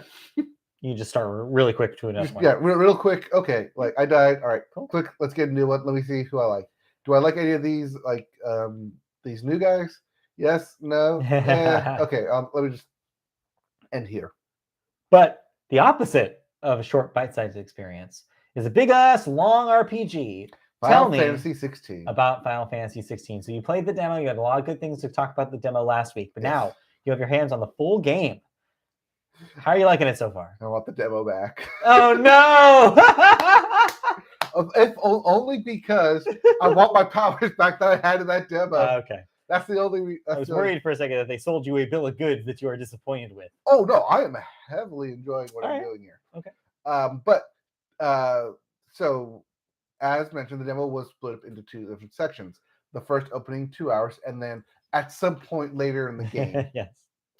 I want to get to that some point later in the game, figure out what happens next. But you're hours away from that. Technically, yes. I think if I played last night, I would have been able to, but Angel Game and other stuff happened. Right. So I probably could have gotten back to that point. I just didn't. I'm sure I will. I will by this afternoon. It definitely feels like I'm only about like an hour or two away. Okay. So yeah, that second half of the demo was about like 6 hours into the game. That's what you're creeping up to. Yeah, I'm just noticing that based upon the power level that I am now. So I'm close. Having a lot of fun with the combat. Having a lot of fun walking around, talking with Sid. How's my man Clive? How are you liking the story so far? Aside from him looking like Noctis a whole lot, it's fun. It definitely plays on that whole Jon Snow Game of Thrones vibe, yeah. where you have to rebuild the kingdom, Okay. but you are like considered a cast out. You're marked, you're branded, so people automatically don't trust you. Yeah. So you gotta do favors for them. You gotta walk around. You gotta deliver stuff. You gotta get people to like you. I have a question about this. Has been a little bit of a discourse this week about the game's story. What's up with the portrayal of women in this game? Because one, there are not really many female characters in the lead cast. Mhm. It is pretty much a brofest, not too dissimilar to the brofest that was 15 as well. Yes. And it seems like when there is a female character in the story, and I hope I'm not spoiling anything for you later, it seems like the story seems to be really focused on their trauma. Has that been the case so far? I mean, yes, because so far the women that are focused on in this game, at least the ones that are mainly in the focus here, are how do I put this lightly? Mm-hmm. They are in the position they are in because of circumstances not of their own. That's my understanding as well. I read some synopsis about what happens to some of the women in this game. And yeah, I get it. When you're using stuff like Game of Thrones as an inspiration, Game of Thrones also happens to be a story in which a lot of the women have basically are recovering / not recovering well from trauma or tragedy in their lives. And it just seems unfortunate that we're also borrowing those tropes to use in Final Fantasy. Right, that's where they're going with it. As someone who also enjoys the Final Fantasy VII universe, do you feel like it's almost like some steps back from 1997, where it's like we had strong female characters that did not have to rely on their tragic backstories, and also a diverse and multiracial cast, and we lost all of this in 16? I mean, I don't have a female companion yet running around with me, but I do have a dog. A dog. Torgal. Little Torgal. He's the best boy. The Torgal was that frog guy from Jedi Survivor. Torgal? Yeah, is that not the same name? I don't think so. What was that guy's name? The frog guy from Jedi Survivor. Oh, Tor something, right? I think so. Turgle? Turtle? It's not Turtle. Turgadle? I don't remember what his name is. Anyways, I swear that like it's the same, almost the same name. We're looking this up. Turtle! I don't think it's a turtle. Is it Turtle? Torgal. See, I was right. So you're telling me 2 games came out this year with one has a character named Turgle, and the other game has a character named Torgal? Yes. What the hell? How did that happen? I don't know. Anyways, all right, enough about Torgal /Turtle. Radio times. Anyways, sorry, you can continue. Your dog. Anyways, yeah, dog. Torgal, best boy. But yeah, no, I've yet to get a female companion on into my party. Right now, it's just been me and Sid and my dog. I haven't had a chance to expand my party. I really haven't had a whole chance to expand on my abilities yet. I'm still very early on into this game, but I like the world that we're in. I like walking around. I like beating up on stuff. So there's still promise that maybe you're going somewhere interesting. I'm currently on my way to get to somewhere interesting. All right. One thing I do really like is the quality of life in this game. Cool. In the middle of a cutscene, you can pause the game. Oh, thank God. You can pause the cutscene. First of all, great. Yes. More games should do that. Yes. Second, when that game is paused, when you pause the middle of a cutscene, there's a way that you can see what the hell is what they're referencing, what they're going on. Like a recap?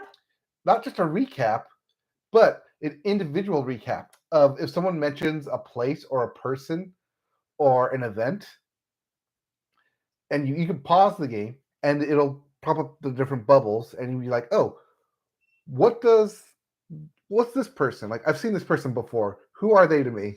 How do I remember this person? Okay. What is this event that they're talking about? Can I get more information on this? That's good. You mentioned this place. Is this a place that I have been before, or is this a place I'm going to? What does this place do? What's this place known for? Like, because you get a lot of information from different sources, from different people. So having all of that stored in one central place, especially in the middle of a cutscene where I can pause. That's smart. And be like, oh yeah, we're going to this place, and then we're gonna find this person, and be like, okay, hold on. It's been like 3 days since I played this game. Yeah. Who are you talking about again? It's nice that you kind of get that refresher whenever you need it. That's cool. More games should do that. More games, especially long, like story-driven big RPGs. RPGs, yeah, absolutely. Big RPGs. Yeah. Really helpful. Really wish more games did that. Cool. That's awesome. I mean, I don't want to say it's simple, but it seems like they're just having a quicker way to access your archives and your statuses. Just there, so you can see, like, oh, what do you mean talking about, like, the head of the Knight's Guard? And then you read it's like, oh, that's that guy from the beginning of the game. Now I know who you're talking about. Yeah. That's awesome. Yes. Well, cool. So you'll keep chipping away at this for the next few weeks, it sounds like. Probably months, actually. Probably months. I mean, I'm going to try and beat it because there is a New Game Plus mode. Of course. That I want to get back into. Gotta try out. But yeah, I mean, just like with God of War. Unlike God of War. Where I had to wait 6 months for a New Game Plus. Speaking of which, I heard somebody say that they compared this game a little bit to God of War. Do you feel like there's a little bit of God of War inspiration here? I mean, I think in terms of scope, there's definitely a God of War inspiration. Okay. I think in terms of combat, which it makes sense because the combat that the guy who did the combat is the same guy who did the Devil May Cry series. Makes sense. They literally took that guy, take him. He was let go of Devil May Cry. You mean stylish hard action? Yes. Spent a month walking around, trying to find his next project, and then Square came and said, hey, we really like your combat. Would you like to add that to a Final Fantasy game? They're big fans of stylish hard action. And they signed him. And he has described this as his magnum opus of combat. Wow, okay. It's big. It's bombastic. Well, cool. Big, bombastic, but it's very smooth. It is very smooth. I'm happy that you're enjoying it. You're having a good time with it. Yes. I want to get more into the story so I can talk more about the story. But right now, just walking around, combating, leveling up. Nice. Completing all side missions as I do. Of course. You need a platinum? Probably. Okay.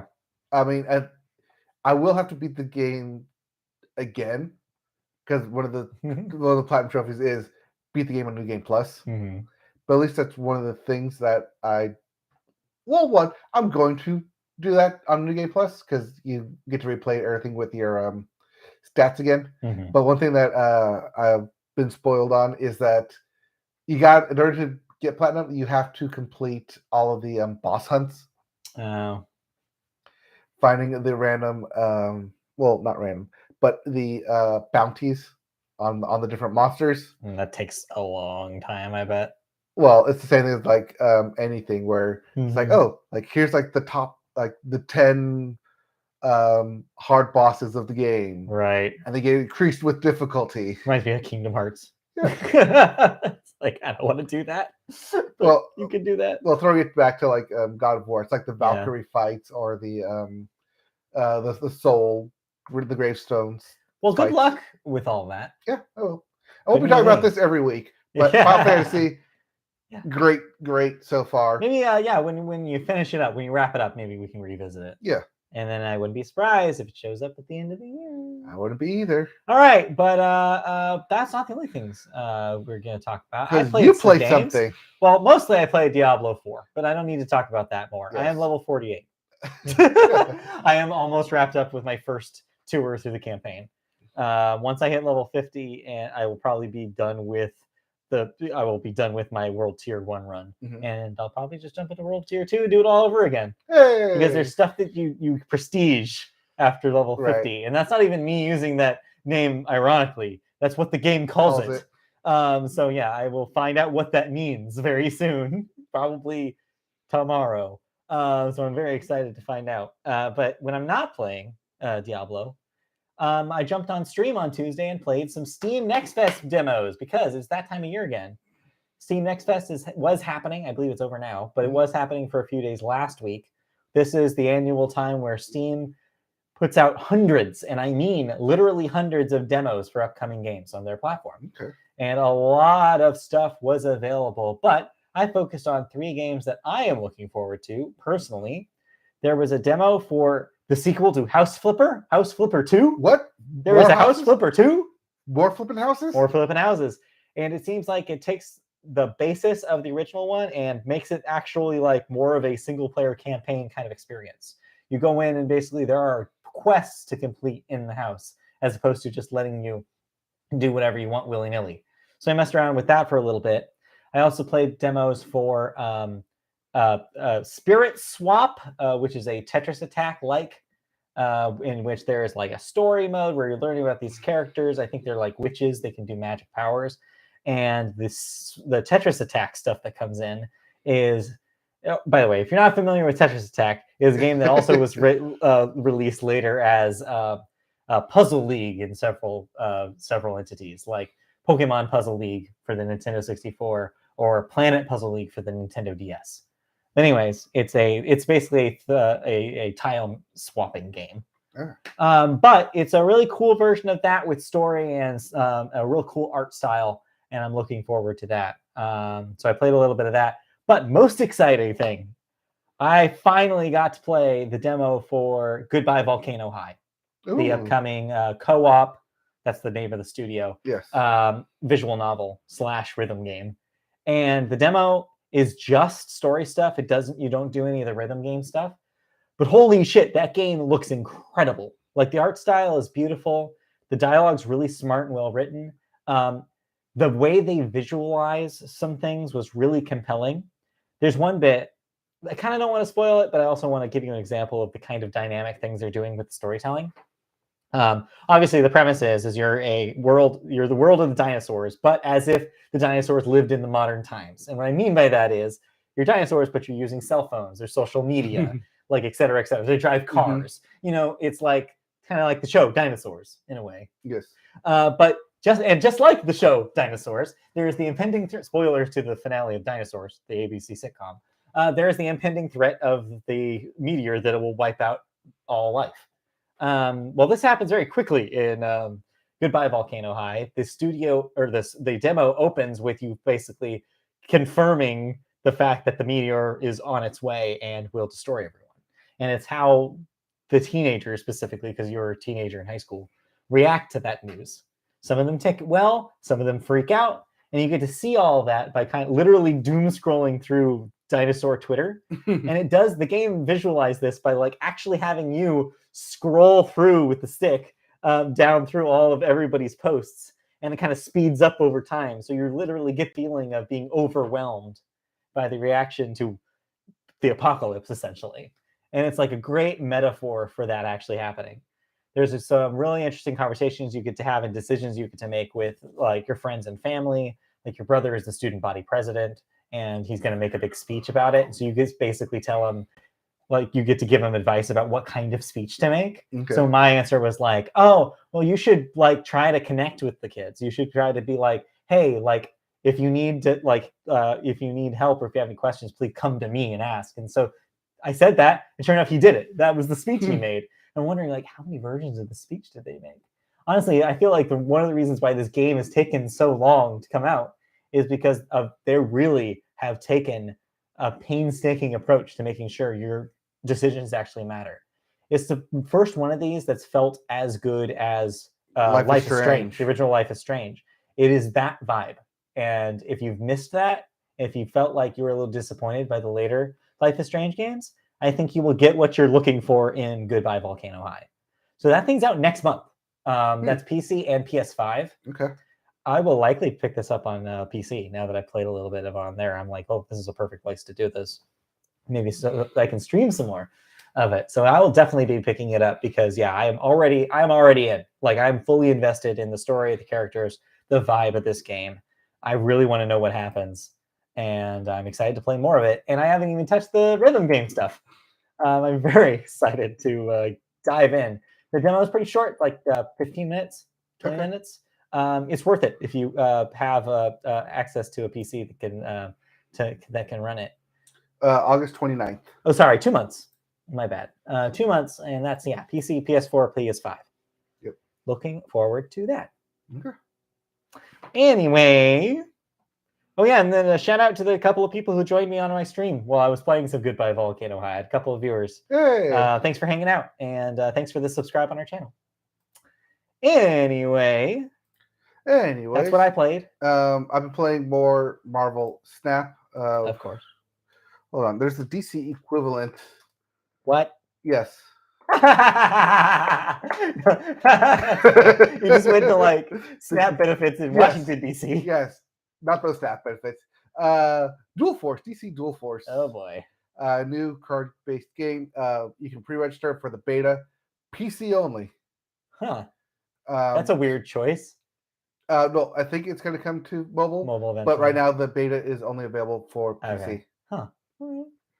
So if you want to play a beta, I don't. You can sign up and you can get into it.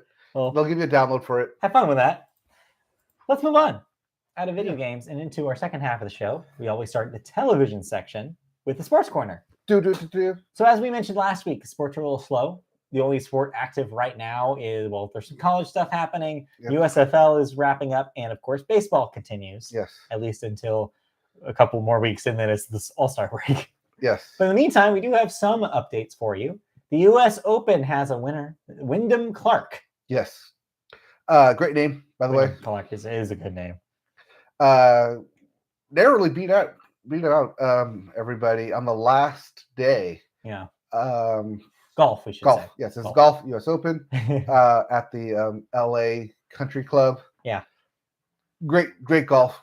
Great all around. Really close. It was fun to watch. Cool. But golf. Yeah, I mean, Wyndham Clark, not a known game. I think it was only his third time making a Sunday round. Yeah. And he ended up winning. So yeah. Youngin. That's the great thing about golf. Underdogs can win. And you can get familiarize yourself with new people almost every time there's a big competition. Yes. I mean, he did win because Rory blew it on the 18th hole. And, yeah. That happens. It does happen to the best of them. Meanwhile, the College World Series, we have our competition here has led to the final two here. LSU versus Florida. Battle of the South in the College World Series. If you really like baseball and you want to see a classic game, LSU versus Wake Forest in the semis. Yeah. Great game. Went to 11 innings. Oh, dang. All right. That so good. Yeah. But yeah, LSU is the heavy favorite because they beat the heavy favorite, which was Wake Forest, and they will play Florida. That takes place this weekend. We'll have our winner next week. All right. Meanwhile, we're down to 4 in the USFL playoffs. We have Michigan Panthers versus the Pittsburgh Maulers. Both at a 4-6 record. Ridiculous. And the New Orleans Breakers versus the Birmingham Stallions.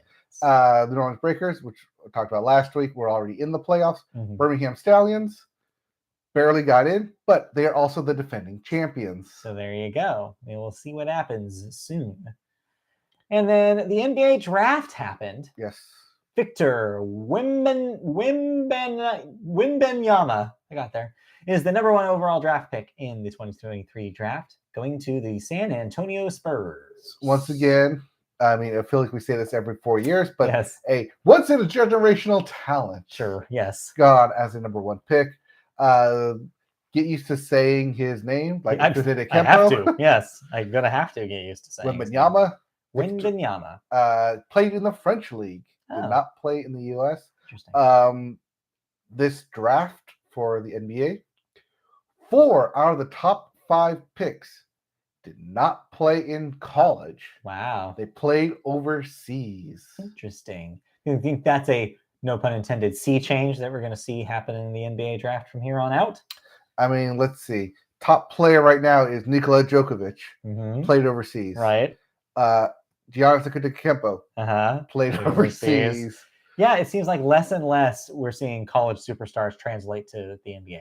Yep. It's just maybe just not. I don't know. They transition into it, but becoming that superstar of driving your team to a championship. It just happens to not translate in the same way. I mean, why go to college when you can play overseas against professionals? Yeah. And then come back and get noticed faster in a way. That way. It's interesting compared to other leagues. For sure. That or be 7 foot and score average 23 points a game. That doesn't hurt, turns out. Yeah. It hurts. It increases your chances of being noticed, certainly. Anything else in sports before we move on? Yes, since we will do a schedule change upcoming. Yes. WWE Sports Entertainment. Money in the Bank will be occurring next Saturday on July 1st at the O2 Arena in London. Ooh. We will not have a recording by then, so this is me making that announcement. That's a thing that will happen. If you like Money in the Bank, if you like ladder matches, people being thrown into and around ladders, or if you or if you want to see the London crowd, I'm good. We'll pass on that one. Money in the Bank. All right. Well, happening on July 1st. Money in the Bank. Well, I will keep my money in the bank by not going and seeing that. All right, let's move on. Speaking of money in the bank, David Zaslav has lots of money in his bank, but he refuses to use it for good things. He only wants to anger people. Well, yes, he retains that money by cutting jobs and cutting other people's sources of money. The next big cut he was going to make was TCM. So he already made that cut. He fired everyone from TCM except for 20 people. So let's get into the story here to elaborate on that. This week saw layoffs at the executive level for Turner Classic Movies, with the general manager and 4 other vice presidents being let go and replaced with Michael Llewellyn, who oversaw CNN during its transition period. Where we saw CNN lose CNN Plus, and just cut a lot of its programming. Basically the same in line with David Zaslav. Yes. Same kind of line of thinking. These exits prompted speculation that Turner Classic Movies itself might be shuttered, leaving filmmakers and staunch film preservationists Steven Spielberg, Martin Scorsese, and Paul Thomas Anderson. I guess he falls in that category. Yeah, sure. Now, to take an emergency call with Warner Brothers Discovery CEO David Zaslav on Wednesday. Amidst the concern, on Friday, Zaslav changed direction by placing the channel under the control of Michael DeLuca and Pamela Abdy, the co-chairpersons and CEOs of Warner Brothers Film Group. Prior to their time at Warner Brothers, the duo were at MGM, where they served as Motion Picture Group chairman and president, respectively.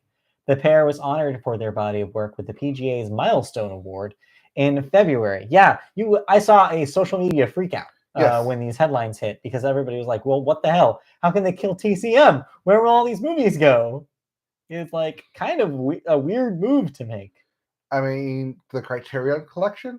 I mean, because like outside of Criterion Collection and TCM, those are the two staunch, basically pillars of old Hollywood. I think Warner Brothers is such a weird thing. They're at a weird spot right now because they can do things like this, or at least threaten to do things like this, at the same time that they're releasing those documentary specials about being 100 years old. And where they're talking and bragging about all their classic movies. Mm-hmm. You can't have it both. Like, you can't roll out David. I watched the first 20 minutes of that thing. Yeah, it seems okay. I might stick with it. But the most annoying part about it, they roll out David Zaslav at the beginning of that thing to pretend that he cares about their legacy. Mm-hmm. He's always like, oh yeah, I love the Maltese Falcon and all this shit. I'm like, no, you don't. No one loves the Maltese Falcon. No, actually, the Maltese Falcon is a classic. Everybody loves it. But no, I don't believe Zaslav loves it, is the thing. I don't believe the thing he has to say about classic Warner Brothers movies.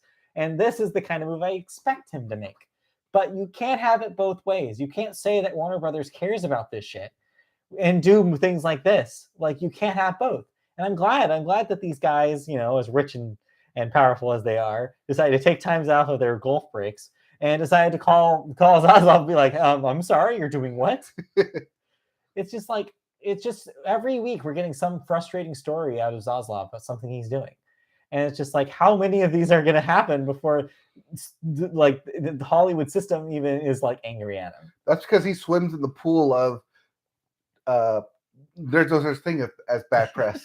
Yes, I know. He surrounds himself with the ideology of no news is bad news. I realize that, but man, it's just like when you have Steven Spielberg disagreeing with the choice you've made, you definitely know there's something up. I don't know. I've disagreed with some of Spielberg's choices before. That's fair. We may or may not actually talk about him again later. I don't know if you included the stuff about the Oscar stuff about. Oh yes. Okay, that's later. Okay, I won't. We'll save that then. But yeah, Steven Spielberg has a big impact, is what I will say, on what happens in Hollywood. Yep. And this is no different. But yeah, so hopefully what this means is that the TCM brand will remain at least a little longer, and we will still have a place where you can see some classic movies before they disappear forever.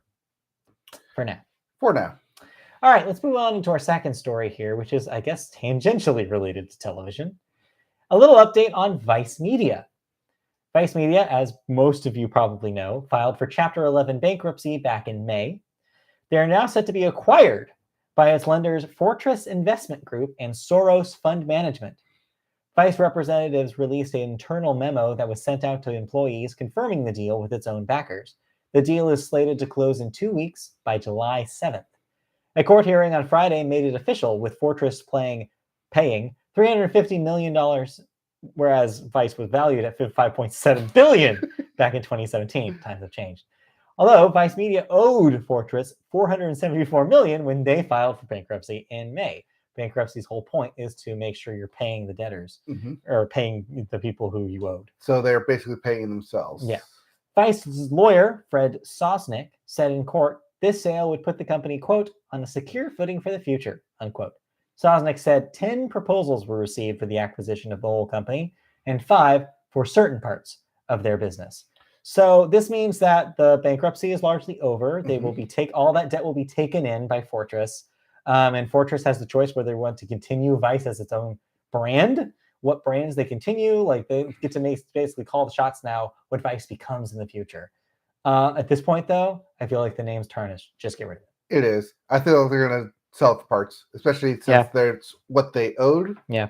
Not what they owed, but that's what they bought. They bought it to sell the parts. Yeah. So that way they can recoup some of that $474 million investment back. Yeah, it doesn't make any sense to continue doing what it was doing because it was not a money-making enterprise. It never was. What do you mean? It was valued at $5.7 billion at one point. Funny money. This was back when they were trying to make themselves seem good because they wanted to be bought by Disney. I mentioned this briefly before, but I 100% recommend looking into some of the stuff about how Vice was run in the 2010s. It was all because they thought Disney was going to buy them. Like, every single corporate move that they made, apparently, according to some insiders that talked about this after the bankruptcy, is like they just wanted so badly for a multi-billion corporation to buy them that they wanted to make it seem like they were more profitable than they actually were. Turns out they were never profitable. They weren't making money doing anything they did. They were hemorrhaging it, and they just wanted to be bought. And this just goes to show you. So yeah, who knows what will happen from here on, but Fortress now decides. Yep. So long, Vice Media. So long. The heat dump scrap metal you go. Goodbye. All right. You watched a couple of things. I watched a couple of things. One thing I do want to talk about, but I'll talk about it next time we have a podcast, is The Bear. FX. FX is The Bear. One of my favorite shows from last year is back with season 2. Its episodes, all 10, dropped on the same day 2 days ago, so I haven't had a chance to get into it and wrap into it. I will by next time because I'm just going to binge the whole thing. It's that good. At least I hope it's that good. Currently, what I've seen early buzz is that it does exactly what you want it to do and more, and I'm hearing good things. I am excited to get back into it. But where one thing begins, another thing must end. And that is Class of 09 with FX. That officially wrapped up. I didn't quite talk about it last week, so here's my complete and final thoughts on it. I saw Idris Elba. That was not Idris Elba. That was not Idris Elba? No. I thought I saw Idris Elba. Maybe I was watching something else. No, that was Brian Terry Henry. Oh, I was watching the wrong thing. But he was, that's the thing, because Class of 09 takes place in 3 different time periods. Confusing. The past, where they're in the Class of 2009. The present, which takes place between 2023 and 2025. Okay. And then the future, which is 10 years after that. I thought 2025 was the future. Yes, but see, they have to do a time jump because the big event happens in 2023, and it takes 2 years for for Brian Terry Henry to become the director of the FBI. Okay. Following the big attack on the FBI building. Spoilers, but also not really, because that's like in the first episode, there's a big in memoriam about it. I thought that in memoriam would reference like something that happens in the finale, but no, it happens like 2 episodes later. Oh. I'm like, wait, you leave this little droplet of me information in here, and then you immediately like get to it and not like drag it out, which I appreciate. But then what is this really about? Because going into this, I thought this was going to be about the attack on the FBI building, how the FBI missed it, and what they like how they reconcile with it 10 years later. Okay. That's not the case. This is entirely about AI and the pitfalls of biased and of the pitfalls of how an AI-backed government computing system, no matter how good you build it, will always have bias built within it. Yes.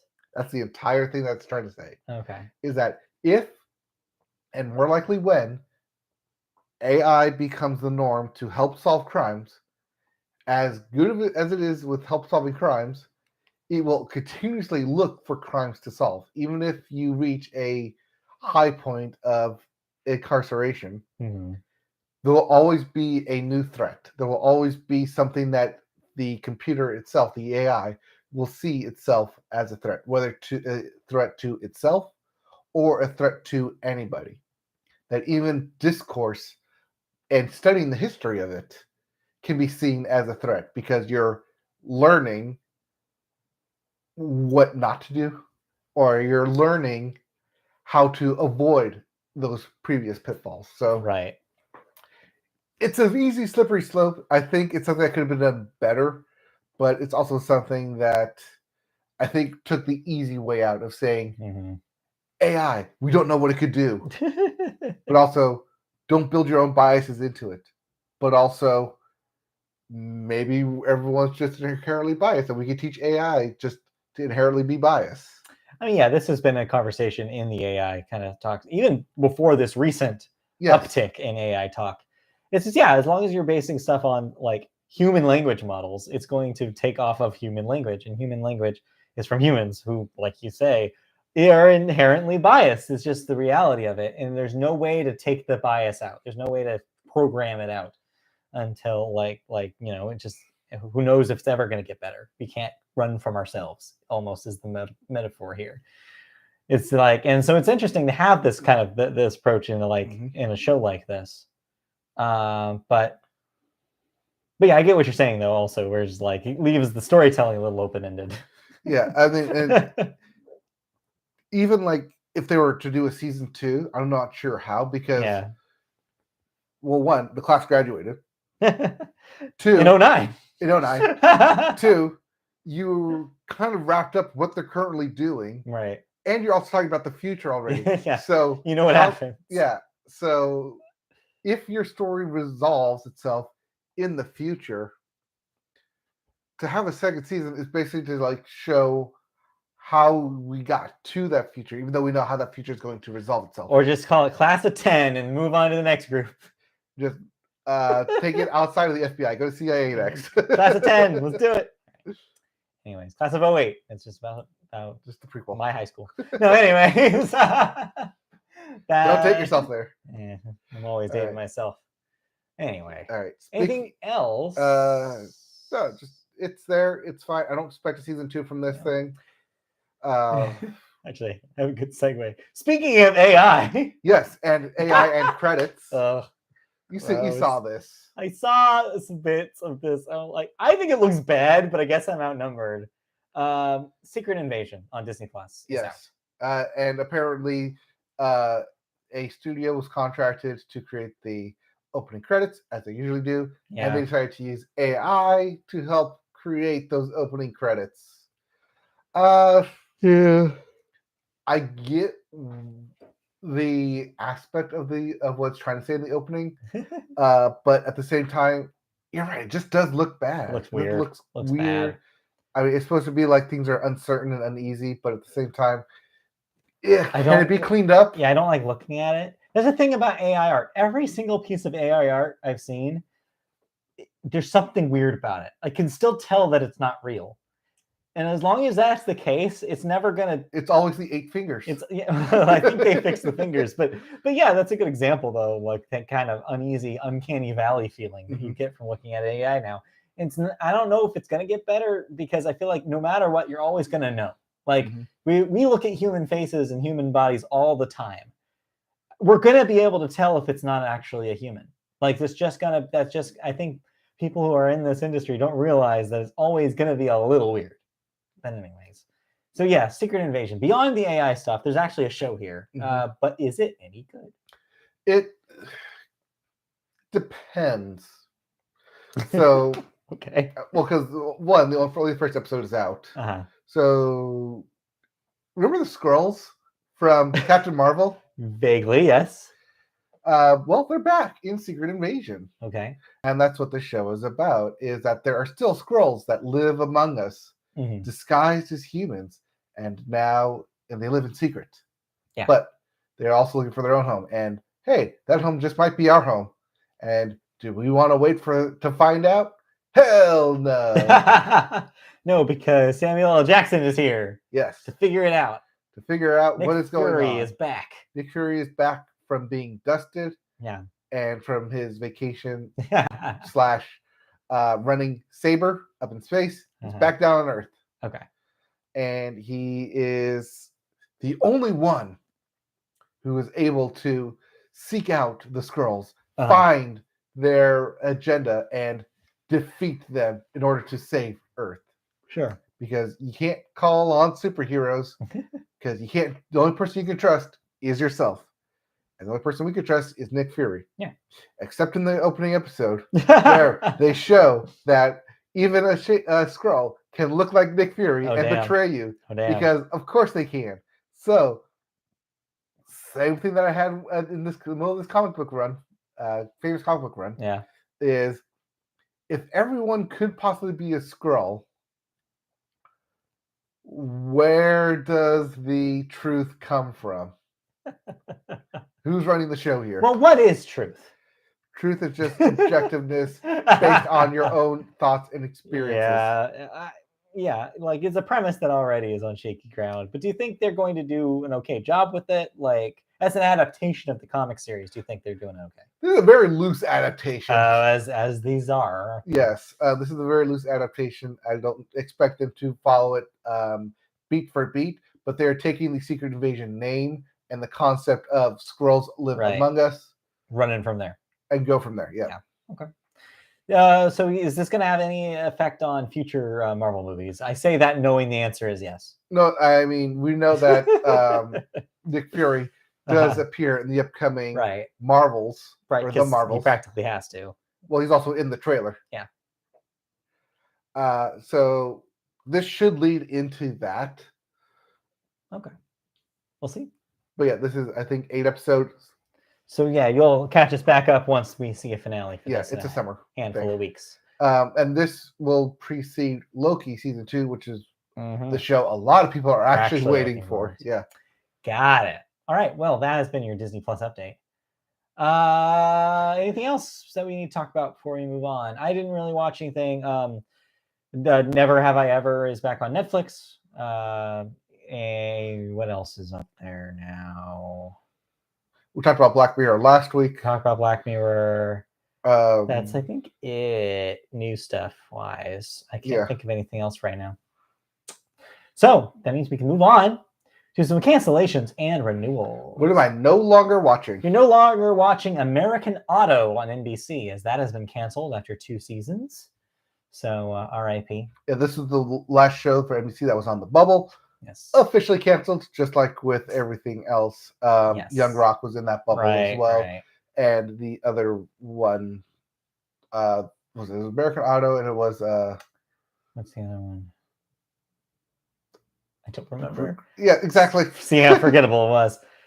Next up, the CW has canceled Barons after 4 episodes. It's already done. Yeah. Canned. Next up. Yeah, unsure if those episodes will air. For now, they've been taken off the schedule.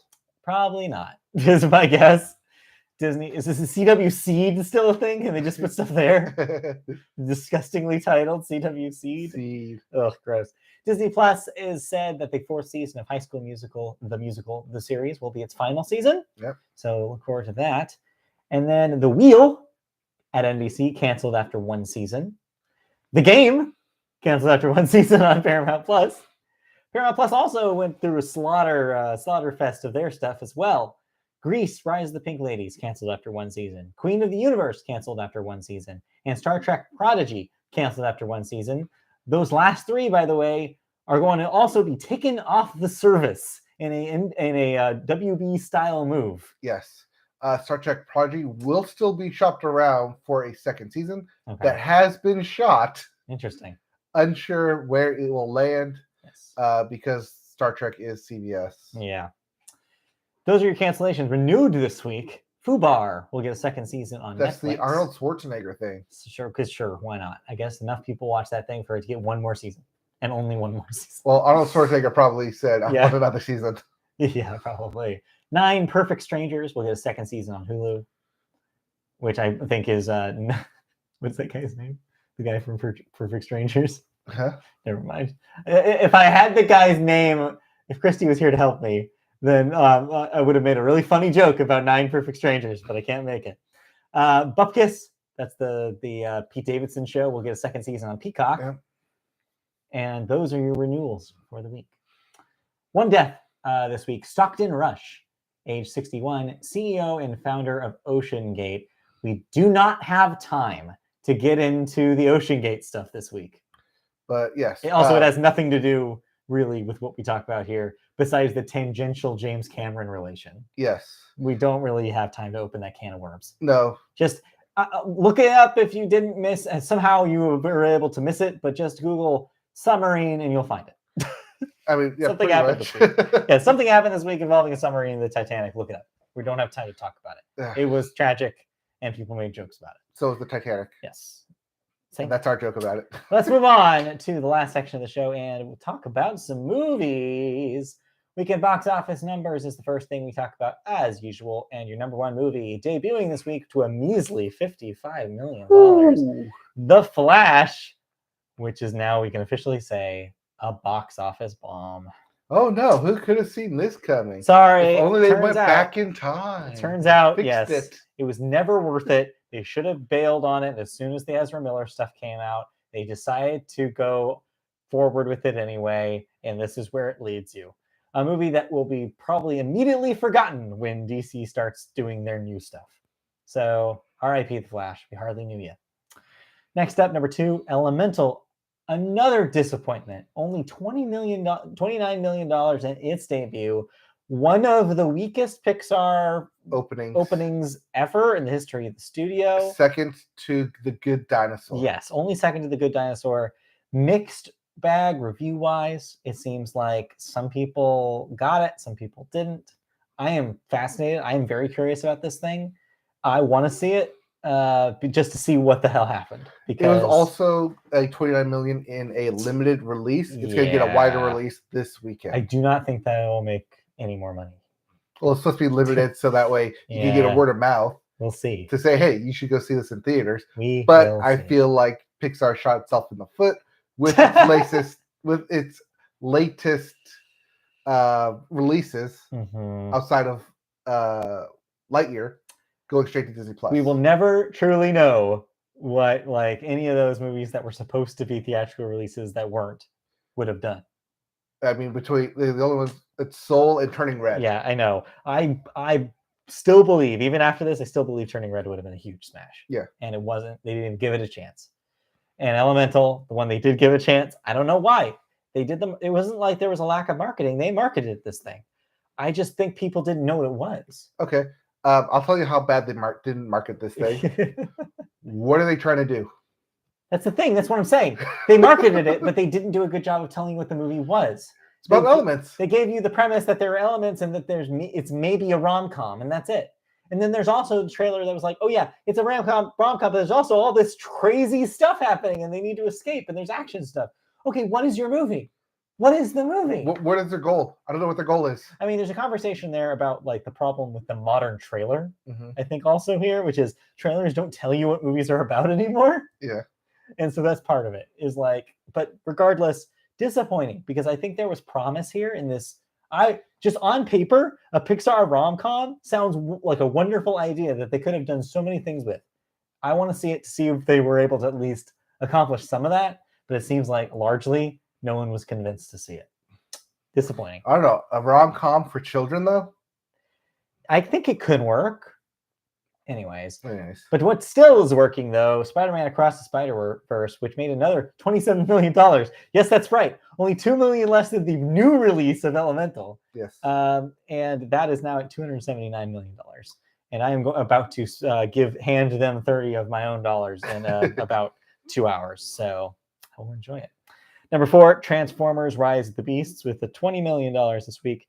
That's a 101. At least it crossed 100. It did something. It's still probably... You're still half of a Spider-Man. You're still probably not going to make your money back on that one. Sorry, guys. Number 5, The Little Mermaid with another $11 million. Speaking of not making your money back, 253 is probably not enough domestically for that thing. No, especially when you have Spider-Man making 279. Yeah. Meanwhile, if you're curious about The Blackening, it debuted to $6 million and it's at number 6. Yes. So there you go. Not what you see, not the kind of money that you would expect something horror adjacent would do at this time of year. Usually those make pretty good money, but maybe because it's a comedy and a satire thing that maybe people just didn't click with it. Regardless. I'll see it on Peacock. Yes. Upcoming this week, though, 2 big releases for the kids and families. We got Ruby Gillman, Teenage Kraken. No, you got to say it in the proper name. Ruby Gillman, Teenage Kraken. Ruby Gillman, Teenage Kraken. I didn't even make that connection, but you're right. Ruby Gillman, Teenage Kraken. Kraken in the ocean. Kraken power. That is the new DreamWorks, and that is out this week. Yes. I have not, speaking of things that are not being marketed, I have only seen one bus stop ad for this. Maybe it's because I'm not watching children's television. It's Ruby Gillman, Teenage Kraken versus Red-Headed Mermaid. Yeah, pretty much. So we'll see. But yeah, that is out this week. But everyone else will see the other big release, which is Indiana Jones and the Dial of Destiny. Folks, it's here. The newest Indiana Jones movie. Old ass Harrison Ford is here to act, ? And return to the role of Indiana Jones. Sorry. You think you mean Indiana Jones and the reshoots of Destiny. So what's the vibe on this? Because I feel like nobody is talking about it. No one is talking about this. Yeah, I'm really fascinated with what this does. We all know Harrison Ford is old. Yes. And 2, Indiana Jones is an action movie. So old man action movie. Will there be CG Phoebe monkeys? Phoebe Waller-Bridge? Yes, Phoebe Waller-Bridge. Yes, Bridge is the new companion in this one.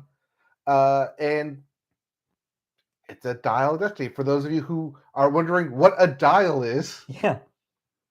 We'll find out. Go see the movie. So yeah, I am very curious. I don't know if I'm raring to see this. But I'm sure people will tell us if it's good this week. And I'm looking forward to seeing how it does. And looking forward to a surprise Shia LaBeouf cameo. Oh God, no. And those CG monkeys come back. All right, let's move into the movie news. Got a couple bangers this week. First up, the Academy Awards. It's that time of year. We're going to learn about the new rules for this year's ceremony. Not this year's ceremony, but next year's ceremony. This will affect next year's ceremony, 2024. One that's being voted on by the end of the year. Yes. Beginning in 2024, films will no longer become eligible for the Best Picture Oscar with just a 1-week theatrical release in approved city. Instead, they will require a lengthier stay in theaters, according to the Academy of Motion Picture Arts and Sciences. It is a move seemingly intended to bolster movie theaters and emphasize the difference between works made for the big and small screens, and also to apparently shove it in Netflix's face, which is what they actually want to do here. Yep.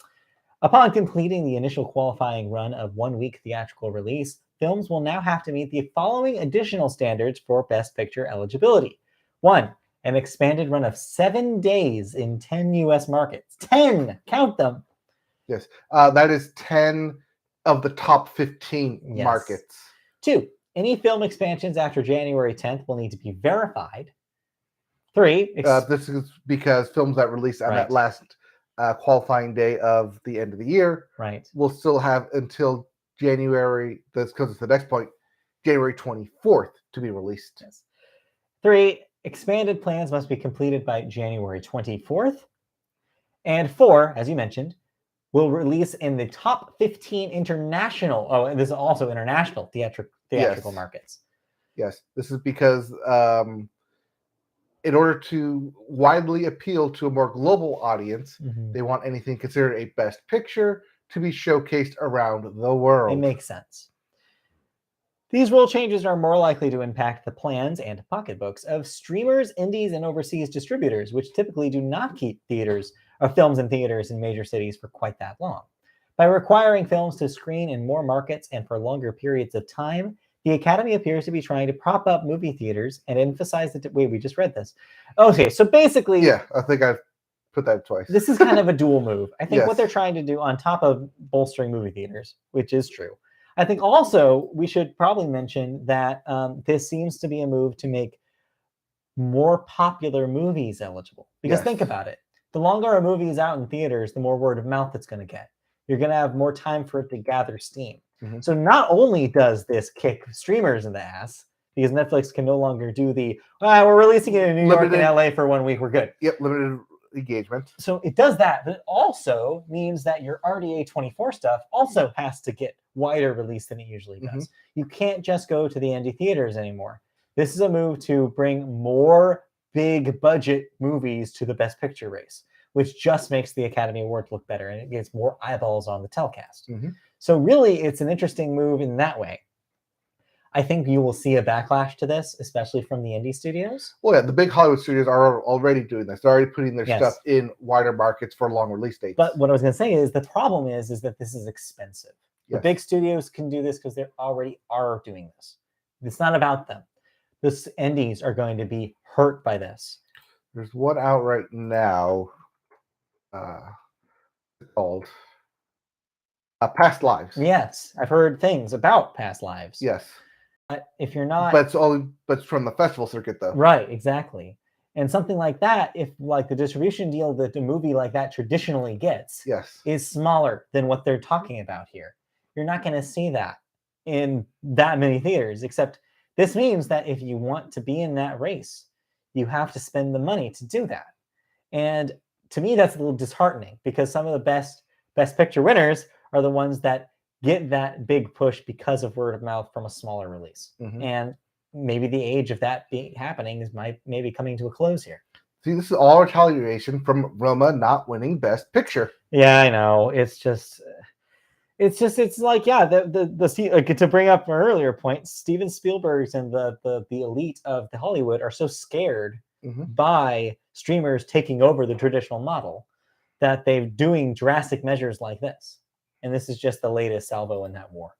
I'm disappointed by it. I get why they're doing it, though, for all the reasons why I mentioned. I think it will get more eyeballs on the Academy Awards, but at what cost? At what cost? Anyways. I mean, do know that this is only for the Best Picture category. Right, but still, that's the big one people care about. Yes. Of course this is the one they're courting, because people want the prestige of being nominated or even winning Best Picture. We've seen what it does to certain movies. It changes the narrative.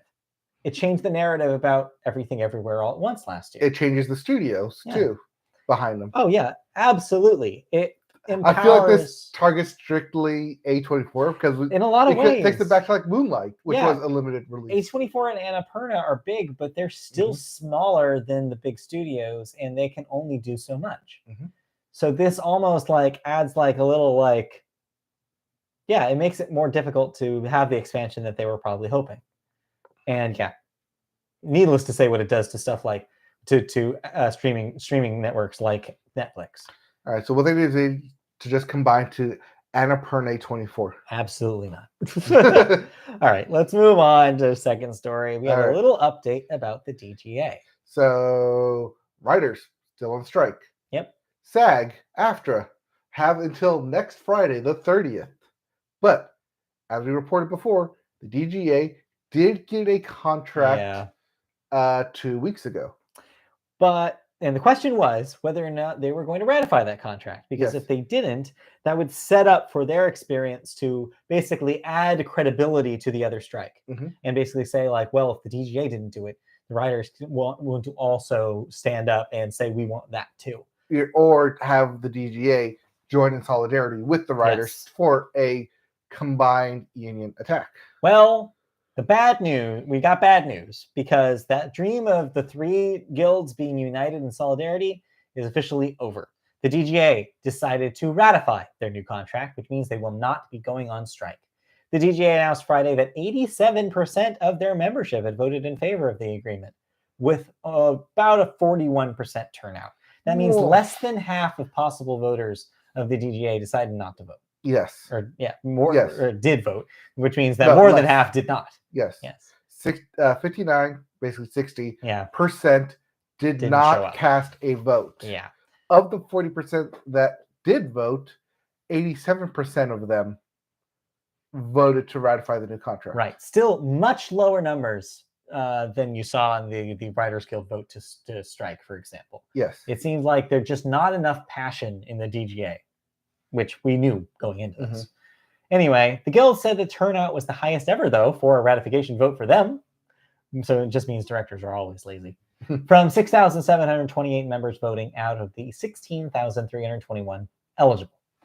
This contract, the one that's newly ratified, includes a 76% increase in foreign streaming residuals, which was that guild's top priority heading into the talks.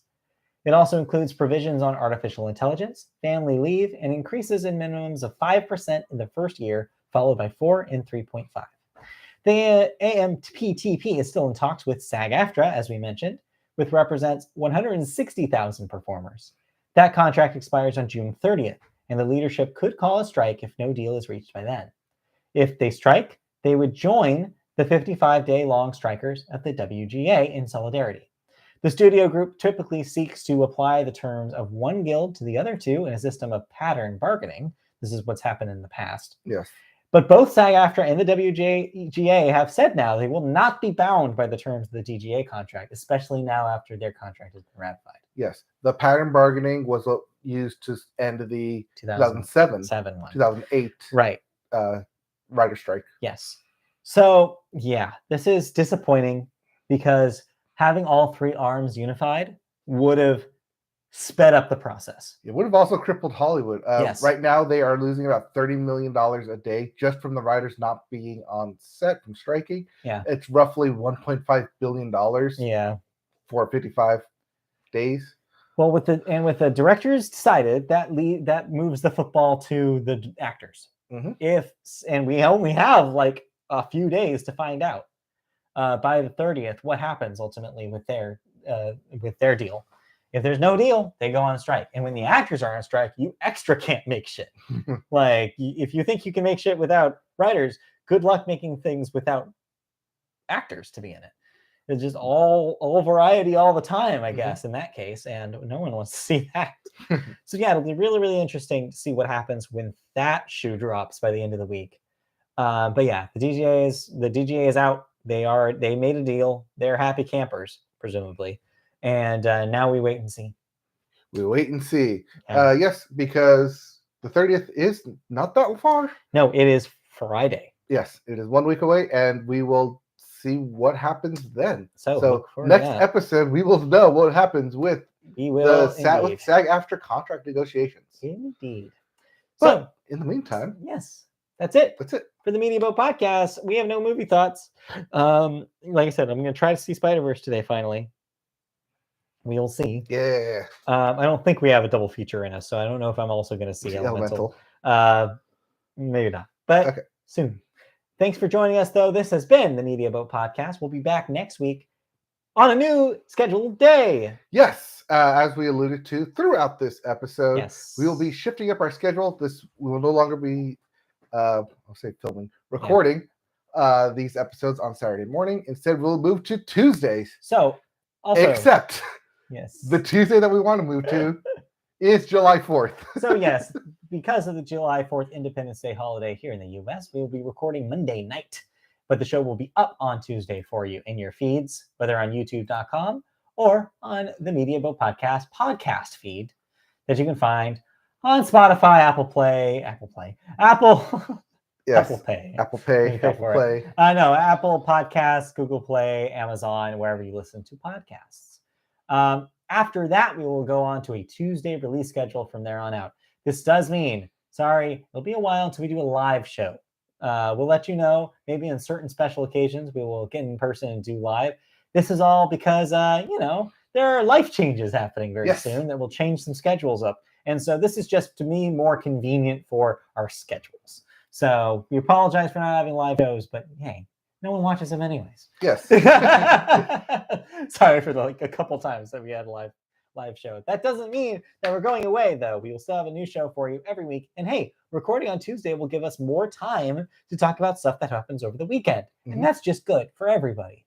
So stay tuned for a show starting on the 4th of July. In the meantime, thanks for joining us for this one. As I mentioned, podcast feeds everywhere you can get podcasts, youtube.com, search Media Boat Podcast to find our page, like, subscribe, and click the bell for notifications if we do ever go live. You'll find us right when you get that notification. Yep. You can also find an archive of our shows on mediaboatpodcast.com, as well as special writing occasionally about thoughts about things, and also a preview of the movies coming out at the first of every month. You can also find us on social media. We're on Twitter at MediaBoatCast, Facebook, search Media Boat Podcast to find our page there. If you have questions, comments, feedback, you can email us at mediaboatpodcast@gmail.com. Email us that, and you can hear our answer to your question on the air. And then we'll occasionally play some video games at twitch.tv/mediaboat. You can find the archive of my Steam Next Fest demos on there right now for the next couple of days. I did a playthrough of Rogue Legacy 2. You can find that on there as well. So check that out. And then, And then we'll play more stuff this week. I don't know. What we got in the docket this week? I mean, Final Fantasy 16. You'll probably hop on there for a Monday stream. I'll probably do Rogue Legacy on Wednesday as well. Tuesday, I think I'll jump back into Rock Band. It's been a hot second since I've done that. So look forward to that. All right. That's it. We'll see you guys next time for a Monday night special. In the meantime, enjoy your weekends and have a good time barbecuing on the 4th. I mean, we'll record before the 4th, but yes. Still. More news, more thoughts, more of us coming up at you. See you next time. All right, bye. Bye. Okay. All right. Done here. Done. 2 hours. And